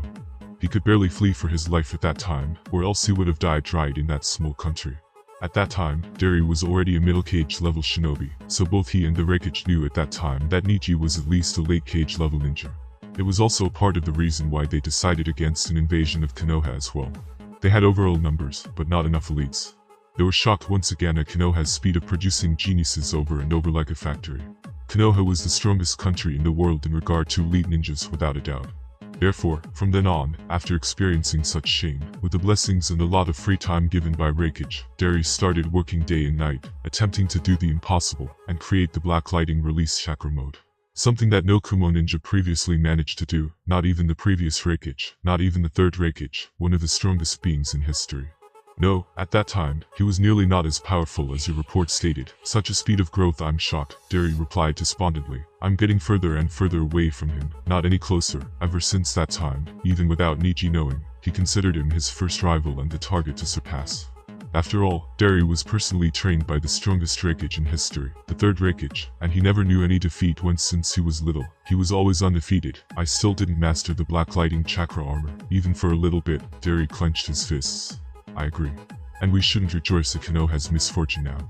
Who knows if he'll come for us now or in the future. Raikage gritted his teeth and slapped the table in front of him. But he was not the one to back out from a fight. If Neji comes, then Raikage would welcome him and fight to the end. At that time, they didn't get anything back in return, but they created such a potential powerful enemy. Although, they were proven to be right in the end in regards to Byakugan's strength and potential. However, what use was it when they were later duped by Konoha in those negotiations, getting only a useless branch member, Neji's father, whose Byakugan couldn't be extracted? If they knew about this, then they would have fought for Hiashi harder in those negotiations to the fullest. How is your development of that chakra mode going? Raikage finally hoped for some good news. If Deri managed to learn it, then they would not have to worry about anything in the future. He would be even stronger than him at that time, probably an invincible peak cage level shinobi. Deri was already decided by him to be the next Kumagakure's Raikage after he steps down later. The so-called black lighting was created in the past by the first Raikage, who used it as his sole technique during his life. It combined ordinary lighting release with yin release in some secret way. It made his lighting way faster and more deadly by mixing it in with some powers of his imagination. It was made out of his sheer will to become stronger in his life despite being born physically weak. It was their second national secret technique alongside the lighting chakra mode. The first Reikage was physically weak, so he created and used the black lighting ninjutsu, while the second Reikage created and used only the lighting release chakra mode, as he was not gifted enough in the yin release to use both. The third Reikage used both of them, and he brought the lighting release chakra mode to unprecedented highs. The fourth Reikage could have learned the black lighting release as well, but he created a personal ninjutsu style. Duri was now actively working on fusing these two techniques together. The third Reikage tried it as well, but he didn't succeed. It still isn't going anywhere, boss, but I'll try my best. Duri suddenly replied with big determination. The Megakure was a small but highly industrialized minor hidden village located in an unnamed country. As its name suggested, it rained almost constantly in a Megakure and the surrounding area, in the past, hence the name. All the water seemingly ended in a large lake that surrounded the village. The village was full of high-rise, cyberpunk-like buildings, something unique in the world. This village sadly constantly served as a battleground for both proxy and real wars between the three great ninja villages in the past. As it was surrounded by them and they didn't want to clash inside their own borders and destroy their own infrastructure and have their civilians as victims. Because of the Megakure's location right between three of the five great shinobi countries, and since it had frequently served as a battleground during the various ninja wars, making most of its population war refugees, with an abnormally high population of homeless orphan children. The Megakure has adopted a heavy isolationist policy because of this, leading to the village's defenses being abnormally impenetrable. To be admitted to the village, visitors, even those coming for Chunin exams held in a Megakure, must go through a number of security checks, and are under constant surveillance during their stay. It was a perfect hiding place for a big secret organization. The secret organization was the Akatsuki, the biggest and strongest mercenary organization in the whole world, who also strangely invested a large chunk of their profits into the village helping it. Their isolationist policy also led them to become very technologically advanced. Since they had no one to rely on, they had to rely on themselves for everything, hence the technology. Danzo the Salamander was the final catalyst for their whole current technological development, as he introduced a full dictatorship focused on industrialization and inward development. And due to their rather limited space, they had to resort to creating those large high-rise buildings as their living spaces. Also, as it constantly rained in a Megakure, they also had to be made out of metal. Megakure was led for many years by Hanzo, a notoriously powerful shinobi. During the Second Shinobi World War, he slaughtered an entire Konoha platoon, sparing only the young Sannin whom he even named that way. During the Third Shinobi World War, a group called Akatsuki began advocating for peace between the warring Konoha, Iwa, and Tsunade. Hanzo interpreted this as a threat to his rule. Claiming to be interested in cooperating with Akatsuki, Hanzo, who was also manipulated by Danzo in some way, who himself feared the danger of such an alliance to Konoha, ambushed Akatsuki's three primary members, and attempted to kill them all. After Akatsuki's leader, Yuhiko, died, Nagato retaliated and slaughtered all of Hanzo's men, though Hanzo himself escaped.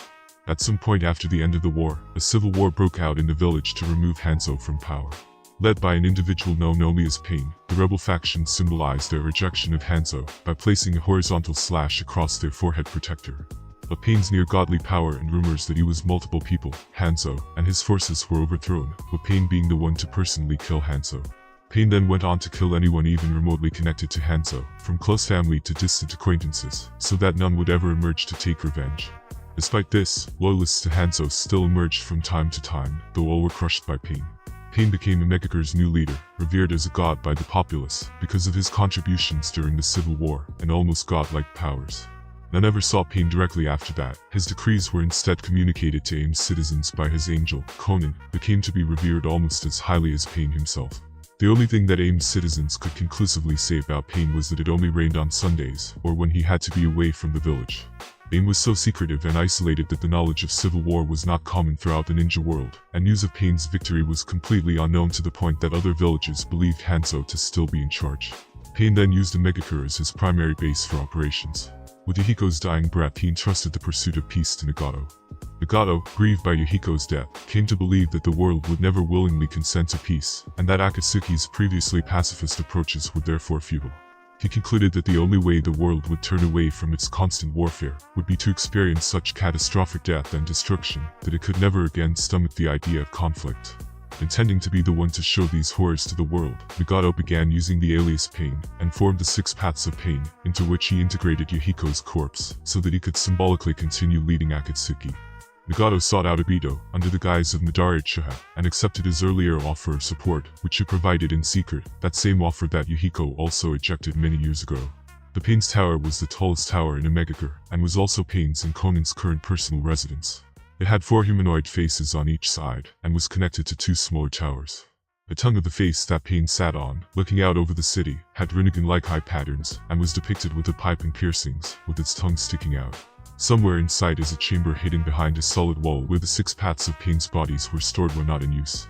At the base of the tower, members of Pain's forces delivered bodies. Its height allows Nagato to transmit chakra signals to the paths, regardless of their position in the city. The tower also houses a morgue, enabling Nagato to easily replace his paths in the event a body was rendered unusable. On that highest rooftop, 4 peculiar people, or better said beings, currently stood up. There were the Nagato's main Pain body, Konin, Obito Uchiha, and Zetsu. It was very rare for them to meet like that. They were currently the members with the highest reputation inside the Akatsuki. Nagato was a former leader, however, all of the other members also knew about Obito, alias Tobi, as a really pivotal member, whose say in the organization even faintly came closer to that of the Pain himself. They all came here, or more precisely said, Obito and Zetsu came there specifically to talk about 2 different very important matters, regarding the official launch of their plan to capture tailed beasts in Neji Hyuga with Nagato and Konin. They all wore standard Akatsuki cloaks and rings. Pain's body had spiky orange hair as Yuhiko did while he was alive and many facial piercings. His expression appeared robotic. Konin had short, straight blue hair with a bun, grey eyes with lavender eyeshadow, and a white labber piercing. Konin's eyelashes were in a diagonal line at the bottom corner of her eyes. She also wore a large light blue paper flower clipped on top of her bun. Obito, still masquerading as both Tobi and Madara Uchiha to various people, wore a strange orange mask with a spiral pattern focused around his right eye. The 2 Zetsu in one body together beside him were easily distinguished by the 2 Venus flytrap-like extensions that emerged from their sides, enveloping their head and upper body as a shell, which they were able to open and close. Beneath these extensions, White Zetsu had short green hair and a single yellow eye. The right half of his body was covered by Black Zetsu. His leg was originally White Zetsu's own right leg. Nagato lived with his parents on the outskirts of Omegakure. Sometime later, during the Second Shinobi World War, Nagato and his parents took shelter in their home to avoid the fighting going on around them. One day, 2 Konoha shinobi broke into their home looking for food, and Nagato and his parents tried to sneak out unnoticed. When they were discovered, his parents attacked the shinobi so that Nagato could escape. The Konoha ninja killed his parents in self-defense, and, upon realizing they were only civilians, tried apologizing to Nagato, who enraged killed them with his eyes. After burying his parents, Nagato, now an orphan, was forced to leave home and begin wandering in search of food and shelter. With resources scarce due to the ongoing war, no one he met would help him until Nagato, who had collapsed from hunger, was found by Konin and Yuhiko, orphans like himself. They banded together, acquired food to survive through any means, and shared dreams of a future where they were in charge and could use their power to eliminate war. Though, that dream was shattered once Hanzo made Yuhiko kill himself by inserting himself into his own kunai. Nagato's real body had crippled legs ever since that clash with Hanzo and his forces. Moreover, due to the constant use of Rinnegan, Nagato's body now looked almost skeleton-like. Therefore, he never appeared personally outside, only sending his Diva Path clone of Yuhiko to the outside world. Yuhiko's death ultimately convinced Nagato that his idealistic philosophies about achieving peace were foolish. The world would never willingly end the cycle of death and hatred it had operated on for so long. Only through direct experience of war and all the losses and agonies it brought could anyone truly desire peace. Intending to personally bring that level of despair to the world, Nagato took on the name of Pain.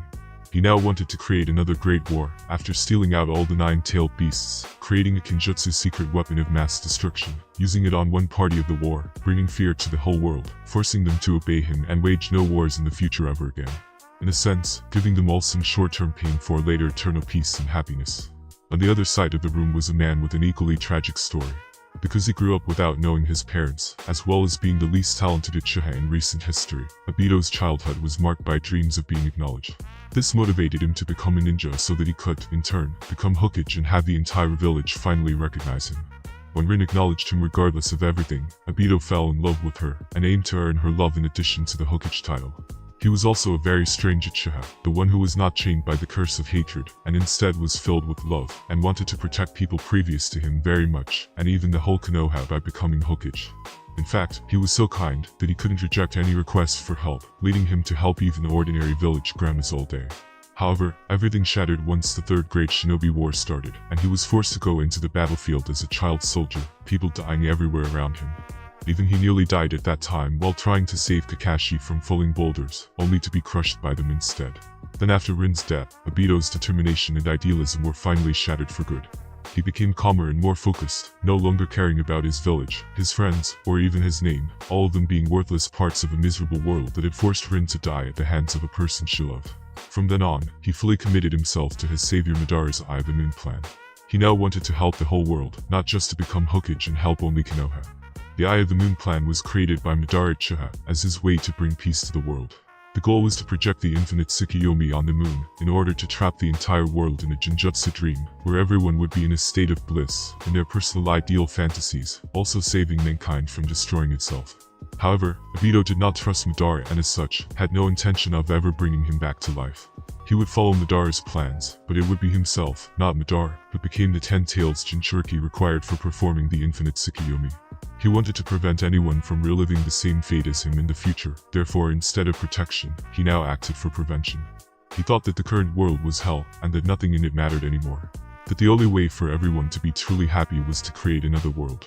And every kind of sacrifice along the way there was for the greater good. He was the one who would save everyone, even if they disagreed, they just didn't know what was best for them. Both Nagato and Obito were quite similar in a way, sharing the same dream. However, their means were quite different. That's why they didn't trust each other fully, working together just out of necessity before they backstabbed each other, after getting all of the tailed beasts required for their goals. Additionally, due to their world-class strengths and backgrounds, both were kind of egoistic. Both of them wanted to be the one to personally bring eternal peace to the world, and end all wars. What are we going to do about that, Neji Hyuga, Nagato? Obito finally spoke after a long silence. And that concludes this episode. If you enjoyed it, I'd seriously love it if you leave a like on the video, as it helps me with the YouTube algorithm, and it keeps me going, plus it's free. But if you disliked it, smash that dislike button twice to be sure and comment down below the reason why. And as always guys, have a wonderful day. Hunt ahead. Salute.